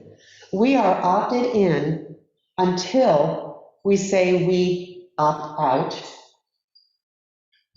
If we do nothing and stay opted in, then what that means as a community is that we start to look at code, and we start to look at how we codify the fact that this is going to be legalized in New York State. Some of it already is. I didn't realize you could smoke marijuana today anywhere you can smoke a cigarette. I didn't even know that in New York State. I had no idea. I was just reading up on it. So anyway, all that aside, so we're opted in. Once we opt in, we stay in. The only reason for opting out, per se, is if we say, we absolutely don't want any of this. We don't even want to deal with it. Or we want to opt out because we always have that option again at any point in time of opting back in. Am I saying that correctly? Okay, because Dorothea, she's been on this too. So I think really sort of the questions before all of us is, what does that look like if we stay opted in? And what does that look like if we permanently opt out? And what are the pros and cons and the benefits to our community? I would like to say one thing very specifically, and Dorothea, I know you can chime in on this, about dispensaries, because John, you brought that up, and I think that's important. There are a very limited number of dispensaries that will be built throughout New York State, and they are, we don't even know where they are yet, and they're being awarded regionally. So the chances of us getting a dispensary are almost nil. They're looking at sort of regional centers where you would go to the dispensary, and I think there's only going to be in New York State 12. Yeah, that's the number that comes to mind. Yeah, I believe it's 12 through the whole state. Okay, so yeah, so that's something different. Right now, even if we say we never want to have any, we don't, we're going to opt out permanently, you can still grow it as a homeowner. And that kicks in pretty soon, actually, I think. You can recreationally use it as a private citizen. No matter what, even if we do not want it in our village. I think that's important for everybody to understand. So really what we're looking at are the, the lounges? They call it on-site consumption. Yeah, on-site consumption, and the other one was, not like The a, retail dispensary. The retail dispensary. retail outlet. So what is the difference between, you're talking about the dispensaries you're talking about, that there are going to be 12 in the region. That's different than retail dispensaries. Yeah. We can opt out of both of those, or again, opt in for everything. But if we are opting out, we have to say which one of those or both that we were opting out for as well, as I understand it. Yeah, So when most people are excuse me one using. second, Dan. I was just recognizing Go ahead. Justin. I just, is there an answer to Renee's question first, and then I can go on in front of that? Okay, so restate your question, So I was sorry, because saying, Dorothea, listen up, this is one that I'm not sure about, actually. Right, That's what I was- so when we opt out, if we were to say we're gonna opt out, we can opt out of, there are two things, adult use retail dispensaries and on-site consumption licenses. So we can choose to just allow retail dispensaries and not on-site I don't think you consumption. can, isn't it? I don't know, both? that's what I was reading on the New York State site. I know, I'm so- trying to remember that And now from NICOM. Okay, I'm looking at. We the may have to PowerPoint. revisit that, I don't know that we have like the precise answer on that. but I think that's important too, given some of the feedback we've already received about some of the concerns. When you can pick and choose one from column A and Yeah. column B. I- Or what do you I'm have gonna to be say- across the board? honestly, I think if you opt out, you opt out of both, because it's retail sales. And That's different. a lounge, to me, is going to sell it within. Those are two very different things, and we should check with our attorney We about. need to, well, we need to So- check with Nikon. Nikon would really be, Okay. is the source for us on that. And at the time that we had the Nikon conference on this, there still were a lot of moving parts. They still didn't even have all the answers. So no matter what, those kinds of retail opportunities probably wouldn't even kick in until like 2023 or so. You know, it's still a little bit out there, so whether or not we choose to opt out, or we say we're going to go right to writing code or whatever, you know, there still is a window for most municipalities to do this, yes. Can I? Oh, I'm sorry, it was you and then Lily, I'm Yeah. sorry. So when, I want to amend what you were saying. When somebody like Jonathan comes up here and talks about a dispensary, Mm-hmm. he's not talking about one of the 12. He's talking about a retail dispensary. Right, but they're not called dispensaries, and I want to make that really clear, because that's such a. They are. Well, but at least, okay, then they Okay, changed it, so- then they've changed it, so- because under Nikon, just to finish up, under Nikon, they made it very clear dispensaries were a very specific When entity. you So go maybe when you go to Oregon, Colorado, Right. Massachusetts, Mhm. when you walk in a quote-unquote dispensary, it's a retail establishment. Right, It's not one of the 12 that you were Right, talking right, about. I understand, I Okay. understand that for sure. So let's say. yes, I agree with you. Yeah. There's a almost 0% chance we're going to have one of those. Yeah. Think of it as a distribution center. Mhm. We need to think more in terms of a retail dispensary. 100% with you Yeah, on that, And absolutely. so that's the question Mhm. for us. Yes. Yep. Retail dispensary and then on-site consumption. So- Right, now, the retail dispensaries, I want to underline something Jonathan said. These are not seedy establishments. You go into one and it looks like the nicest Starbucks you've ever been in. And there's no on-site consumption allowed, and they are, you go, you get your stuff, and you leave. It's not, don't think of it as an Amsterdam hash bar. So Okay, just want to thank be you. clear on the definition. Thank you. And then it was, Dorothea wants to clarify something, then Renee. No, I don't have any. Oh, I thought you were, okay, I'm sorry, Okay, we went Dorothea. back to the sample local law that we received from Nikon, which just actually answers that question. Good. That local governments may opt out allowing both retail cannabis dispensaries and on-site cannabis consumption establishment, or opt out allowing either retail cannabis dispensaries or on-site cannabis consumption. So you cannot opt out of retail, but you can opt out of the on-site. So if you don't want the cannabis lounges, you could opt out of that. Okay? That's great, that's great to clarify that. Yeah. Yeah, and you know what, can you send that out to the board? They and already let's- have it, it's in that, it's right in that. No, but I want to just, I was still thinking, I mean, you and I can do this, let's pull out the bullets sort of this, because there's a lot of stuff in there. And I think if we just kind of get all the, that's what I was thinking, let's just do the bullets of, you know, almost like the Q&A kind of thing. Yeah. Because I think that's helpful for everybody, because it's a little convoluted. You know, Yeah. Lily had a, I did, thank you. It was suggested, and I had sort of run my own casual poll, and it was suggested to me by a resident that, given the amount of time before this is actually going to come to pass, as you mentioned, 2023, an opportunity exists for us to come up with our policy and really think things out and see how things are going elsewhere, and then to have a referendum. She suggested that she felt most comfortable with that option, because then it is a village-wide decision by the majority of residents rather than a decision made by the board, which might have political leanings one way or the other.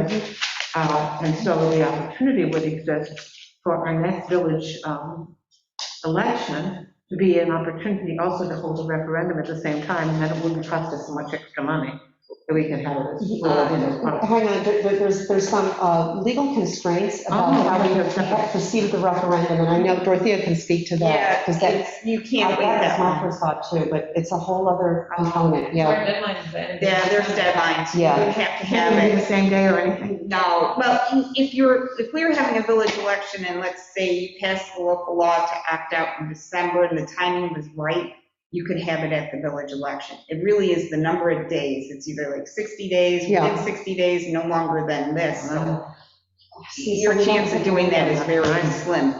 So, but the bottom line, if you're going to opt out of any portion of the marijuana, you have to do it before December 31st. By law. By And law. opting out then does require a referendum, or do we? To opt in.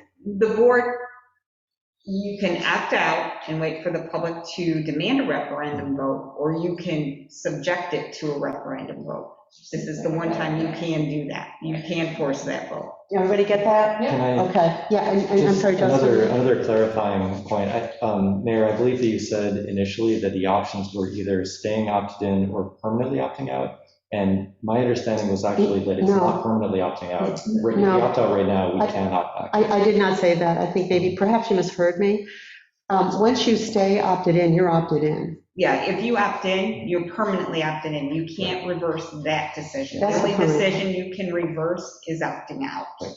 Right, and if we were to opt in and try to solve it by zoning, from what I'm reading here, is that you need to allow it somewhere. So Right, if yeah. you're gonna say, hey, we're just not gonna do anything, yet we do have concerns about where it should be, you have to. Accommodate it somewhere. You have to accommodate it somewhere. Which we would want to do. I mean, we would Right, want to, you would obviously, want to we're gonna regulate it and opt in, control yes. how that, if this is the way it's going to happen. We would So want one other that. thought, in addition to Jonathan put an idea forward of the pickle factory, another place for us to think about is the place, the MUEC, where Talbot's is, because that has parking and it's removed. So it's just that it just helps to have more than one, I would think, from a spot zoning standpoint.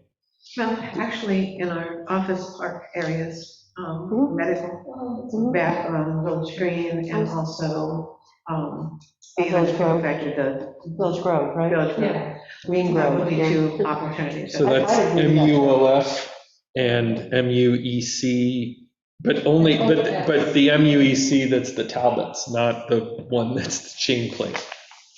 I think we can all agree, or let me put this out as an idea. Shane Place might not be the best place for a retail dispensary because it would require a lot of parking.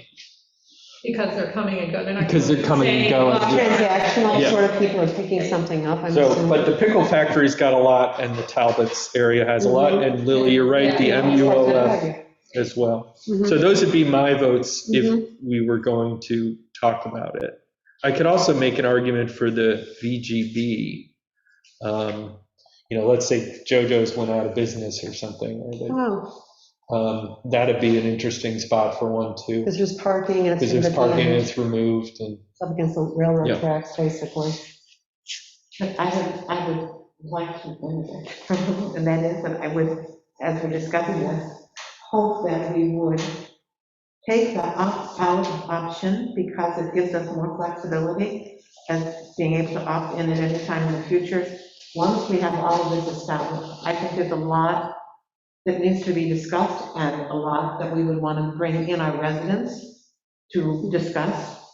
Placement, exactly what type of businesses they would feel comfortable with and would not feel comfortable with. So I think just like the child and overlay, it deserves a certain amount of discussion and thought. And I don't think I think there's a false sense of urgency here as far as money coming into the community. I think that it could end up costing us more in the future if we don't take our time and do it correctly. okay, can I address that? Yeah, Okay, no, I'd so- like to follow up with something, because I think you raised. So we've already established that there is no urgency in terms of somebody being ready to open a retail dispensary in the village. It's simply going to take years. The second thing that we've already established that. The second thing that is the elephant in the room is if we opt out, what is the headline in the newspaper?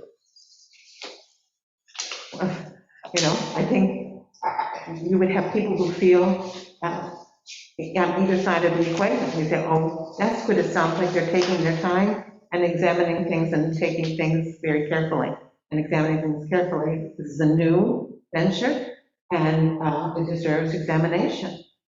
Agreed, so you think the headline in the newspaper Well, is? we can't control the headline, I can't control the narrative. Okay, I think the headline in Someone the out there. newspaper, I think the headline in the newspaper is Snooty Pittsford is closed down for business. Well, And there's no reason It's that, gross hold on, exaggeration. that's, I guarantee you that's the headline. I'd like to speak to. Hold on, oh, please I'm let me sorry. finish. Apologize. Since there is no urgency, I see no upside in opting out immediately. We have plenty of time to get this sorted. We have plenty of time to get input from the public. It's going to be years before they open it. There is no upside to opting out, is my opinion. You're looking at a 2-year window, and I think, Lily raised the point of this is somehow a false sense of urgency. My view of that is that it's all the same track in terms of a time frame, because the law doesn't even go into effect for another couple of years in terms of this. So either way, we have a window for our community to work together to either write the code if we say we're opting in. Every single thing you brought up would be addressed in the exact same manner. And I think the other piece of this is the revenue stream. We, as a village, have very limited revenue streams, and we're built out. And so I do think that is something to be taken into consideration, because guaranteed, no matter what, it will go somewhere. The business will go somewhere. It will go to either East Rochester, it will either go to Fairport, in other words. So I think there's an aspect, again, it even goes to our earlier discussions of the retail and climate, environment, and how do we look at, keeping our area vital and bringing in revenue and sales tax. So that's one piece of it. But in terms of the false sense of urgency, I don't even see it that way. The law starts out in like 2023. Either way, we still have that same window for all of us to work together as a community, either way. So I think there's maybe other concerns that could be addressed about why to opt out or not, but I don't see that as one of them. I think that we have a tremendous amount of time to get this right. Yes? Yeah, thank you. This is a great discussion. I appreciate everybody's efforts to clarify some of these points that are very difficult for all of us, I think, as we're dealing with new legislation. Mhm. As I'm looking at this, it seems like opting out is temporary. You can opt back in. And if I'm looking at these two different possibilities, which are permanently opting in or temporarily opting out so that we can consider our zoning, it seems like by opting in, we actually foreclose the possibility where the village residents actually don't want this.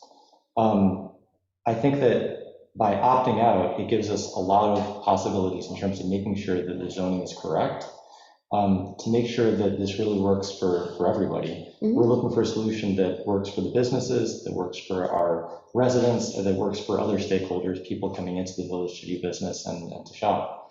My opinion, as with Trustee Lanfear's, would be to opt out right now.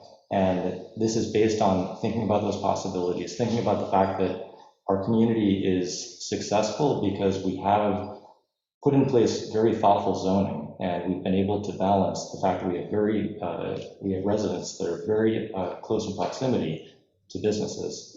And I think that by opting out, it doesn't put us on a timeline where we have to get everything right away. It really just opens up possibilities to do the right thing. I just wanted to share one more thing about some informal polling that I did, just in a very small sample. And I talked to about 6 residents, and I really talked to people across the spectrum. I talked to people who, one person who said that he was a weed advocate, and he thought that we should allow it in a lot of areas, and it wouldn't be a problem. He also acknowledged that he thought it wouldn't be popular. I talked to other residents who were in favor of legalization, but they didn't want on-site consumption in the village. They thought that it didn't really fit. And I talked to other people who thought that it just didn't have a place at all. So I think that, and of course, this is not a representative sample by any means, but it is evidence that there is a very broad diversity of opinions. And I think that by opting out right now, which is, again, a temporary measure, it gives us time to collect public opinion and put in place thoughtful zoning so that it's a winning solution for everybody. And we have plenty of time to solicit public opinion and put in place thoughtful zoning and not take a big PR hit. And also to write the code, as Dan said, we have the same time frame, and I think that that's where it's sort of falling short, because no matter what, usage is here. It is legal throughout the entire state of New York. So again, what I do circle back to is that no matter what, people are going to use it, no matter what.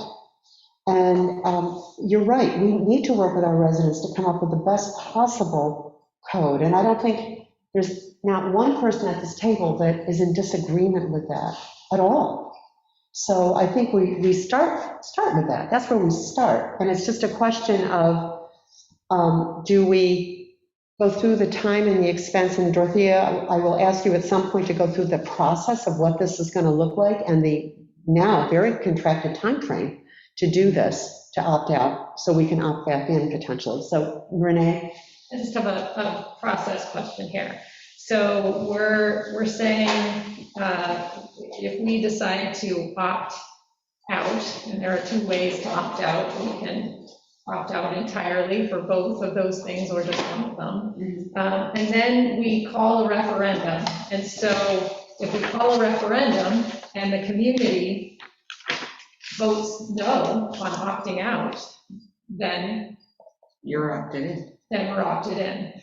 So back to Dan's point about, and this is, I don't know enough about village referendum laws to know, to Dan's point about the PR aspect of this, because people will have a heyday with this as they do. Can we hold a referendum saying that we are planning to opt in? Right, the other way. Yeah, and then people say, they voted down, and then as long as it's done before December 31st, I don't know. Is that crazy? I was just trying to run with. No, I hear where you're going with that. Because I really love the idea of letting every single person who cares about this vote and tell us, rather than us sitting around here at this table. So I'm wondering what the options are for holding a referendum, when we can do it, how we would do that, and, We're under tremendous time constraints, and I know Dorothea can speak. Oh, did you want to say something? I'm just saying, usually the vote is to have opt in or opt out, and then you choose one. Yeah. But that's not the way That's not how the law is written. That's The law why it's is so. We make a decision, and then they say, we don't like the decision, or we do like the decision. Right, and that's what this law is allowing, how it's written is allowing us to do. But I'm asking, it's telling us if we opt out, we can hold a referendum. Can we opt in and also hold a referendum? As long as it's done before. And maybe we don't. No, if you opt in, you're just in. You don't. And maybe we don't need this answer today, but I think it's a We need to get really back. good question. Yeah, I know where you're going with that. Aspect. I mean, it's I know where really you're voting going on with the that. same thing. It's just that we have to write the law. Can't you hear Dorothea's Some way. she's waving a finger there. Okay, sorry. And I know it has to be done by December 31st. I Which is a big deal. definitely want to review this with Jeff? Jeff. Yeah. But my initial thought is you just can't have a referendum without having a local law. Right, we have to pass a local But law. you would be passing a local law to opt in, Okay. because that's automatic. Okay. So in this case scenario, you would be passing the local law to opt out, Okay. because it's already No, done. but you could pass a local law to do Opt out. nothing. Look, hold on, to do nothing, which is in effect an opt-in. I don't think you can pass Right, a local because- law on that, because that's already being Okay. regulated by the state. It's already codified at the Yeah, state you're not level. allowed. I like the way Renee is I see thinking. where you're going. Hold on, hold on. Can, please let me get a sentence out. Yes. I'm sorry, James, I didn't say yes. I like the way Renee is thinking, and because it comes at it from a standpoint of getting input and not causing a PR hit, and it's still affects the same thing. We don't have to solve this minute. I think it's a really valid question that we should go talk to NICOM and our Right, but attorney. well, we do have to act quickly, though, because the law has to age if we are going to pass a local law saying we're opting in order to hold a referendum, because we have a real deadline of December 31st to pass a local law, or not to pass a local law, to, Opt out. what is the language? We have until December 31st to, is it just, That's the deadline. yeah, that means it has to be adopted. Adopted. So Yeah, we've got such a short.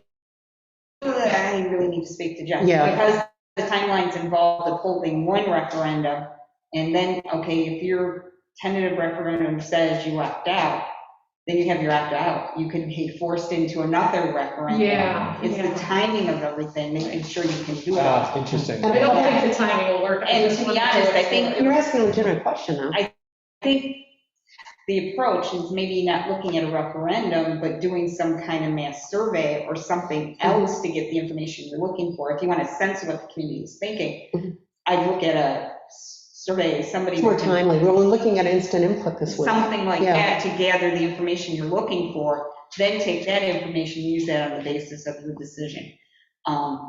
That way you're not incurring the expense twice of a Yeah. referendum possibly. Which is costly. Yeah. And maybe that can work into your timeline, because you're gonna need it, you're gonna need at least a month to get a local law done. Yeah. On top of that, making sure which way you wanna do your local law, if you're opting out of everything or opting out of one portion, I'm not gonna speak for the board. So you gotta, take all that into consideration, everything's gotta be written and go through the process. So we're looking like Right of maybe it. October, late October, Yeah. doing a local law, forcing a referendum, you're going into the next year.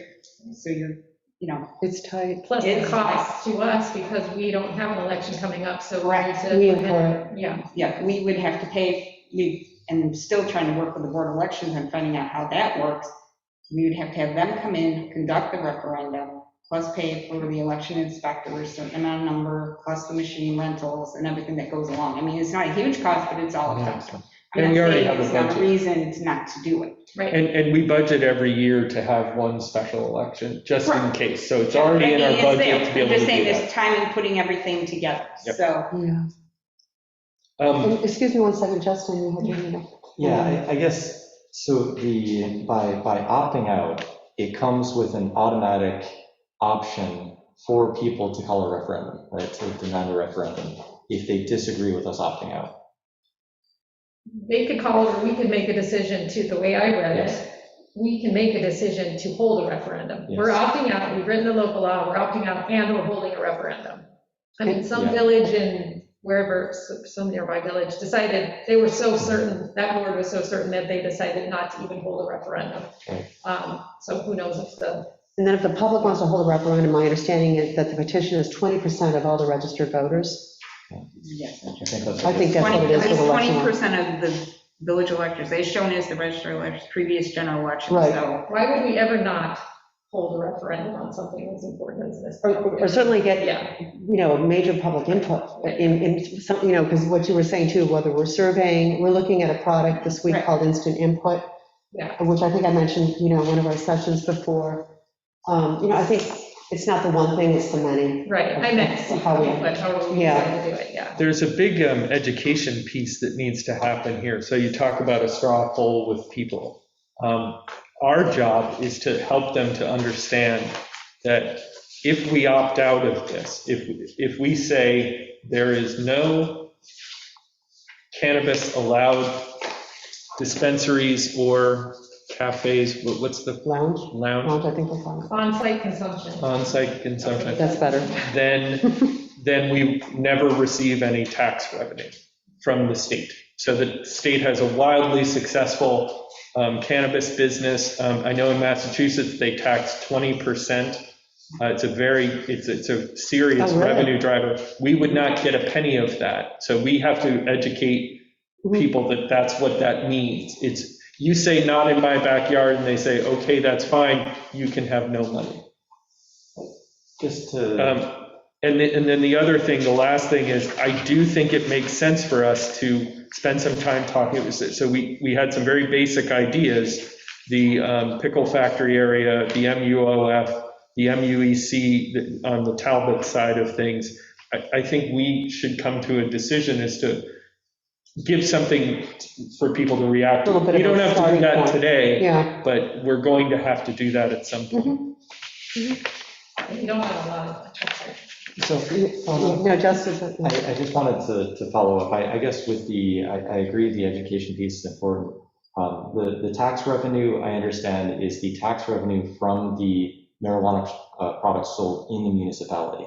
I'm not sure if Yes. that means the village or if we would just split the town. We wouldn't get any. We don't get, we get nothing. Right, but assuming that we do opt in at some point, because again, I want to keep in mind that opting out is temporary. We can't opt back in. Mhm. So as far as the educational piece, it's not saying that we're forever opting out of this, but that we've opted out for now so we can carefully craft our legislation and solicit input from the public to figure out how we want to proceed. And maybe to get a better idea of what the revenue is actually going to be.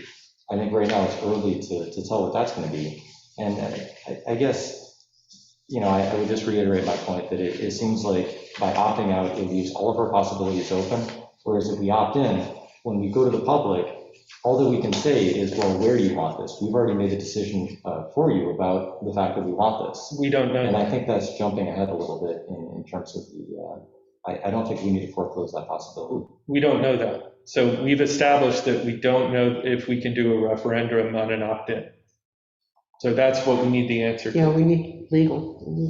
Do we have time to get that answer if we still want to opt out?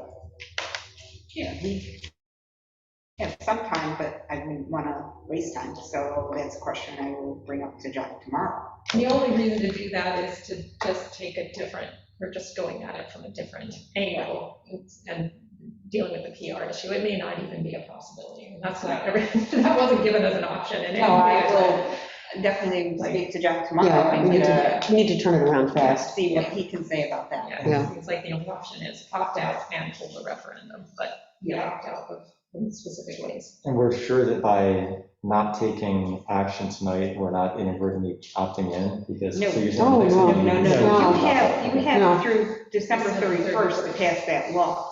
But there's got to be, before we went through the timeline in the last meeting too, right? You have to opt out first, and then there's got to be, well, we've got to have like a public hearing, we've got to. Right, we have time to schedule all that. Right. That's Even if- usually, I would want 30 to 45 days to get Yes. that local law posted, get everything set, because you're going to have to allow public input. There's a lot of pieces to it, but it all, But there's also an additional piece where the public is able to demand a referendum by petition. So doesn't that extend the amount of time that we have? no, because you could pass it on December 31st, it just pushes the referendum into the next year, Yeah. okay? It's still, the drop dead date is December 31st either way. I see where you were going with that. Yeah. I think there's a couple of things from this. One, we'll get the legal, the legal feedback. Also, I think as an action item, why don't we put together the actual time frame of what's required with dates and, benchmarks all the way through December 31st? And let's send that out. So everybody kind of just says, this is where we're at, and we need, if we're going to do it this way, these are the dates that we're looking at and these are the benchmarks. I think that's important going forward. Okay, so And also, those are the action items. Yeah, go ahead. When you're going to talk to Jeff anyway tomorrow, could you specify, he'll help us, I guess, figuring out, like, how do we know? We have to, if we were to decide to pass a local law to opt out, we've got some choices in how we do that. So when, what happens when we go to the referendum and people are voting no or yes to, opting out of one type of those versus, not like, we need some guidance on how to opt out. Yeah, I see where you're going. My sense is if you pass a local law, and I'm just pie in the sky, this isn't what the village board's going to do. You say, we want retail sales, but we don't want the lounges, okay? Right. I think the public forces a referendum, it's on the local law. It can't be, okay, Oh, yeah. we don't want the retail, we want the lounges. You can't, I think Well, what I'm saying is- it has to deal with the law you pass. We've set a wheel in motion. Correct. Right, and that's what I mean, As a we're not board. going to have any input to know what people's feelings are on one or the other, so do we Correct. just. That's going to be still totally Right. The Okay. way this is set up, it's a decision by the board to go by what you think your constituents want. And whether you post them, poll them, whatever, are you more inclined to allow retail, but you don't want lounges? Are you more inclined to allow lounges, not retail? Or do You're want going to have to non-adult? gauge that sense in your whole polling. So if you choose to opt out, and you just don't want to, you want to Right. opt We out should of it really do a all. And we survey. can later opt into one or the other. We don't have to opt into. Correct, you could, again, Yeah. So that's a very interesting way, and I want to stop on that and make sure we're all on the same page about it. I liked what you just suggested, or what we communally suggested, which is if you opted out of, say, one of the two, that could then force a referendum, and you're still not opting out of everything. So that accomplishes getting the referendum done where people get to give input without taking the PR hit. Right, and then you could all later opt back into, if we learn from Depending public on, input, that we actually, people do want on-site consumption, not just Yeah. dispensaries or whatever we have decided. That's interesting, Dan, because then it shortens the timeline back to a regular timeline. Right. Without, that's interesting. Okay, okay, sorry. no, I think you're right. It's, some people find, okay, they don't have a problem with retail, but they find it distasteful. People can go to the place and. Yeah, those are two very different things. They are very. A liquor store is very different than a bar. Yep. Correct, Yep. absolutely is. So we're saying yes to liquor stores in theory, or Right. just for purposes of discussion. devil's advocate, yes to liquor stores and no to bars. And it's important to understand, this is going to be regulated in very same manner as liquor is regulated in the state.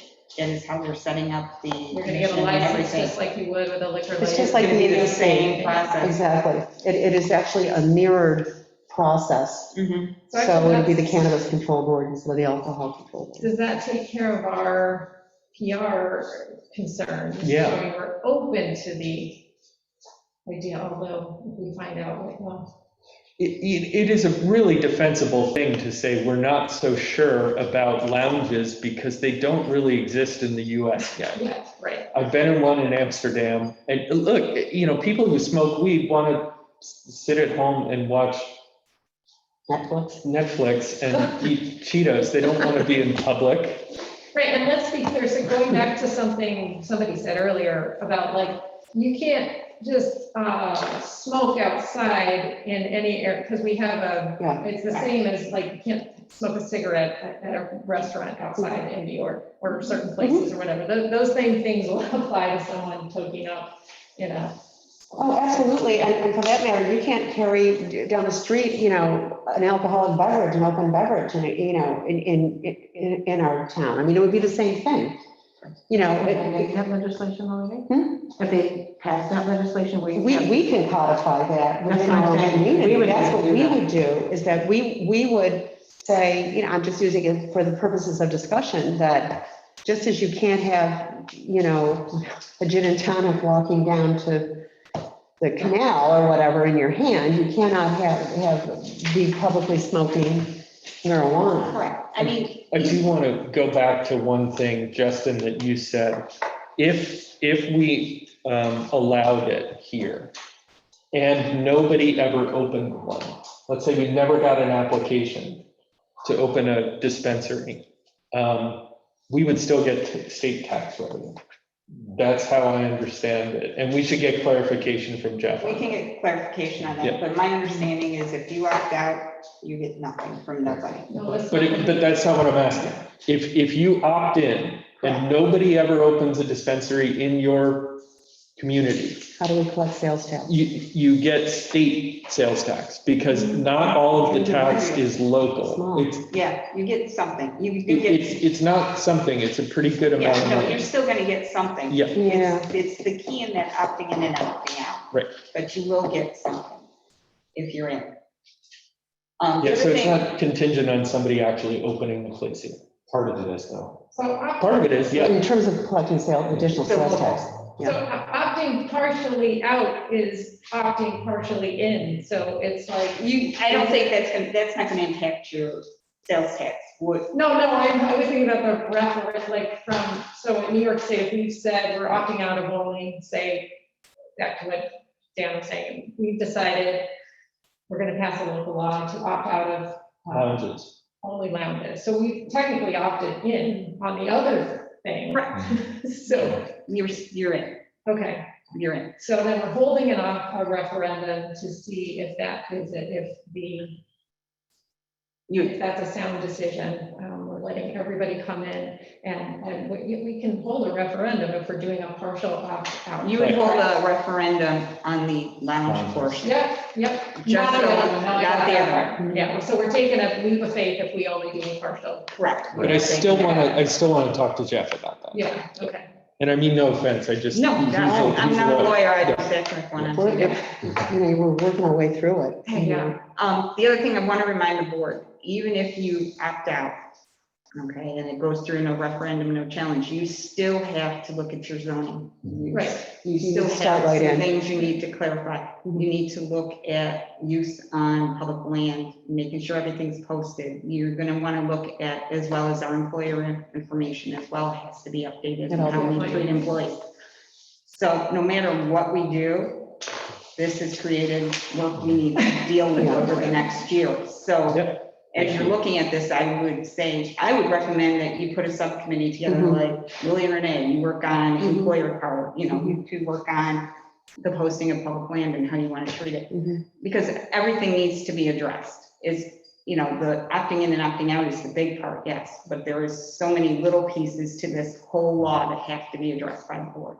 Yeah, because no matter what, it's legal in New York State. Correct, And will affect. absolutely. The one thing with our Yeah. DPW staff, just so everybody knows, they're guided under federal, so they can never use. The question is, are you okay with that? And having a vote here, maybe before a meeting, it would be nice. No, I'm joking. But we do need to address how we're gonna handle that. It also has to address with me and Zach and getting additional training, because we have to be able to spot if an employee is, using on the job. So there's all kinds of pieces and parts to this law. So am I correct, then it's sort of akin to, alcohol use, Everything. all of that kind of stuff, for an Everything falls employee, into how do that. we handle that? Okay. Yeah, so we have to update everything accordingly. Sure. Okay. Yeah, there's a few moving parts. Okay, good. All right, so, Dorothea, the NICOM conference. The NICOM conference, it is on this year. Thank you. Which so far it is on, everything is looking like we're moving forward and the rooms are going, everybody's booking. What I'm looking for is authorization from the village board to actually send myself, Brooklyn, Marina, and the mayor would like to go as well. And I think it's important because we have a lot of new people this year, and this training is highly essential. It has always been deemed important. We did fund part of it. We weren't sure if it was going to be affected by the pandemic, so the line isn't fully funded like it would be normally. And I would like to draw from contingency to fully fund it, to authorize for the attendance of the employees as well as their hotel. Remind me the dates, please. 24th? 20th 20th. through, I believe, the 24th. It's the. Yes, September, September. it's a September. And what days of the weeks are those? It's Monday through Friday. Monday through It'd be Friday. the full week. So we're proposing taking really the whole office staff Yep. we're all out for a going. week. Yep. I really see the benefit of everybody going. I really And do. Steve, but Steve would be here and we can arrange coverage with Mary. We would as well. arrange coverage with Mary. I would ask Yeah. for an extension of her time, which Oh, we're gonna just need to anyway for Brooklyn. Yeah, it'd be great, She's been out and getting things cut up. He needs another month with her anyway. That would behoove him to be able to go to the conference, come back from questions with that. So with those pieces in play, we'd have office coverage, and it would be highly beneficial for everybody to go. Do you want to write up a budget? I can tell you it's gonna be we budgeted 2,000. We have some from the mayor's line left for training. We would need probably another 5,000. It's gonna be around $7,000. Does that include the extra wages for Mary? We already technically have budgeted that in the year's budget. It's already there. So we wouldn't be adding any additional costs. Yeah, this is just specifically for the conference. And This the would be training. specifically for the conference. So that includes the mileage, the hotels, the cost of attending the Yeah, it would conference, include everything, and my food. suggestion to everybody would be we carpool. And I'm willing to provide the car. So $7,000? No, Total. 5 additional, right? 5 additional. Yes, We've already but budgeted. Yeah, we 7,000 total. budgeted close to 5, yes. From the I'm overestimating because I rather overestimate than underestimate. It would probably come in 400 to 500 less, but at least it's there. Meals are already covered through the conference, except for, a breakfast and I think a lunch or a dinner. So, What are the, as far as elected officials going, so the mayor going, is there a precedent for what do we usually do with conference attendance? the mayor in the past has gone to the NICOM seminars.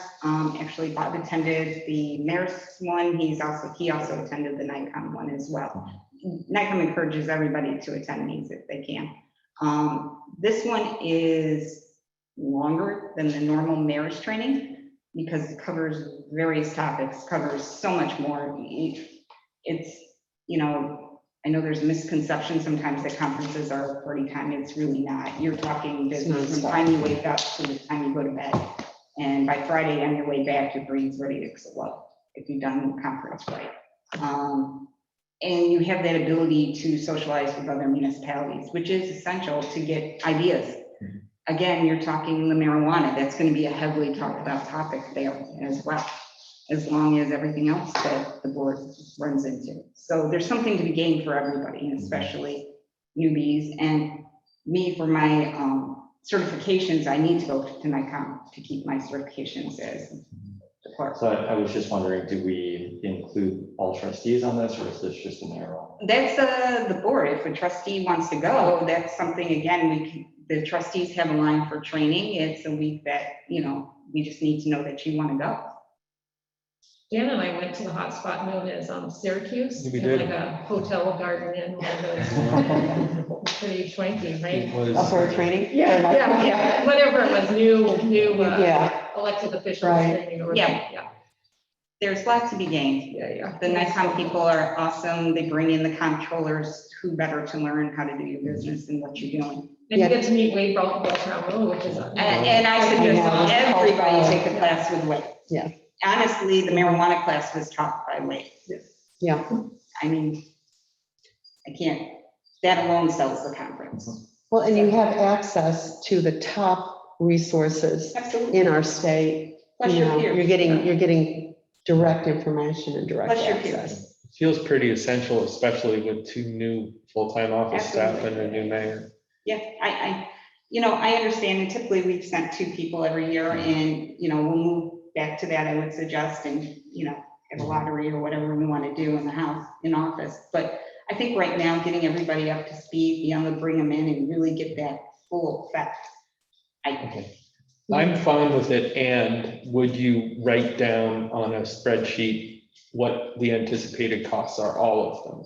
Sure. Yeah, thank you. The thing I need tonight, though, is authorization Right. for the board for me to register people for this and get this going, because these seats are going fast. I'll make a motion to register the 4, so Marina, the mayor, Brooklyn, and Dorothea.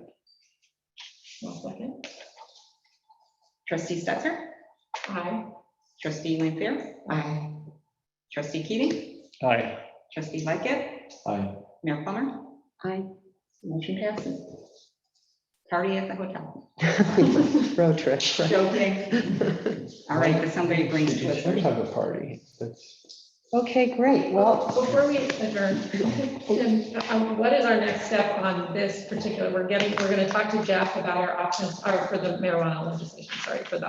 the action items? Yeah, because we have coming up, we have our regular village meeting on Tuesday. Do we need to take any further steps on Tuesday?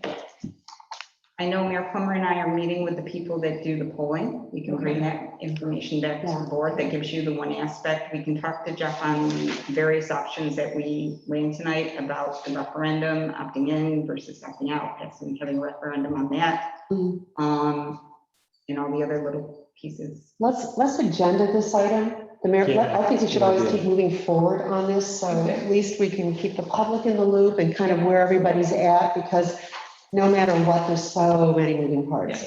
So let's just say it's on the agenda. Yep. We'll get back with everybody in terms of, the questions, for Jeff, and, start to pull these pieces together.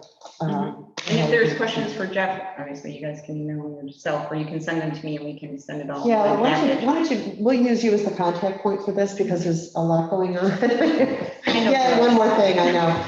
But I think it's good just to have a single point of contact, that's all the fine. questions, all the stuff, please forward this to Dorothea. And that way we can make sure. Yeah, we can bullet point to him and Yeah. have him look at each of these issues as Yeah. best we can. And we're going to put together a time frame. Okay. Yeah, that'd be really Yes, helpful. that's the big thing I think we really need to have as well. To be 100% clear and articulate, I just screwed up the word articulate. I was inarticulate about the word articulate. The best case scenario is a referendum. I don't think this is possible, but it's what we're going to shoot for. A referendum that says, do we want no publicly available weed in the village? Do we want one? And if so, is it one or the other? So a perfect referendum would have a few questions on it. Are you against all of it? Yes, no? Yeah. If, so Yeah, I'm trying that's what we want I'm trying to shoot see for. how the referendum questions, and that's a good Yeah. question Right. for the Board of Elections, how the referendum question can be posed. We also can do that in a polling format to keep kind of moving Right. things forward, which I think it's not just, one thing again, I think it's a number of things. Yep. Okay, we're clear on that? Yes. Piece? Okay, no, great, no, all good. Well, thanks, everybody. I make a motion to adjourn. I'll second. Trustee Stetser? Aye. Trustee Lampier? Aye. Trustee Keating? Aye. Trustee Lickett? Aye. Mayor Plummer? Aye. Motion passes. Thank you, everybody. Meeting adjourned. Thank you, Rob. Love doing that.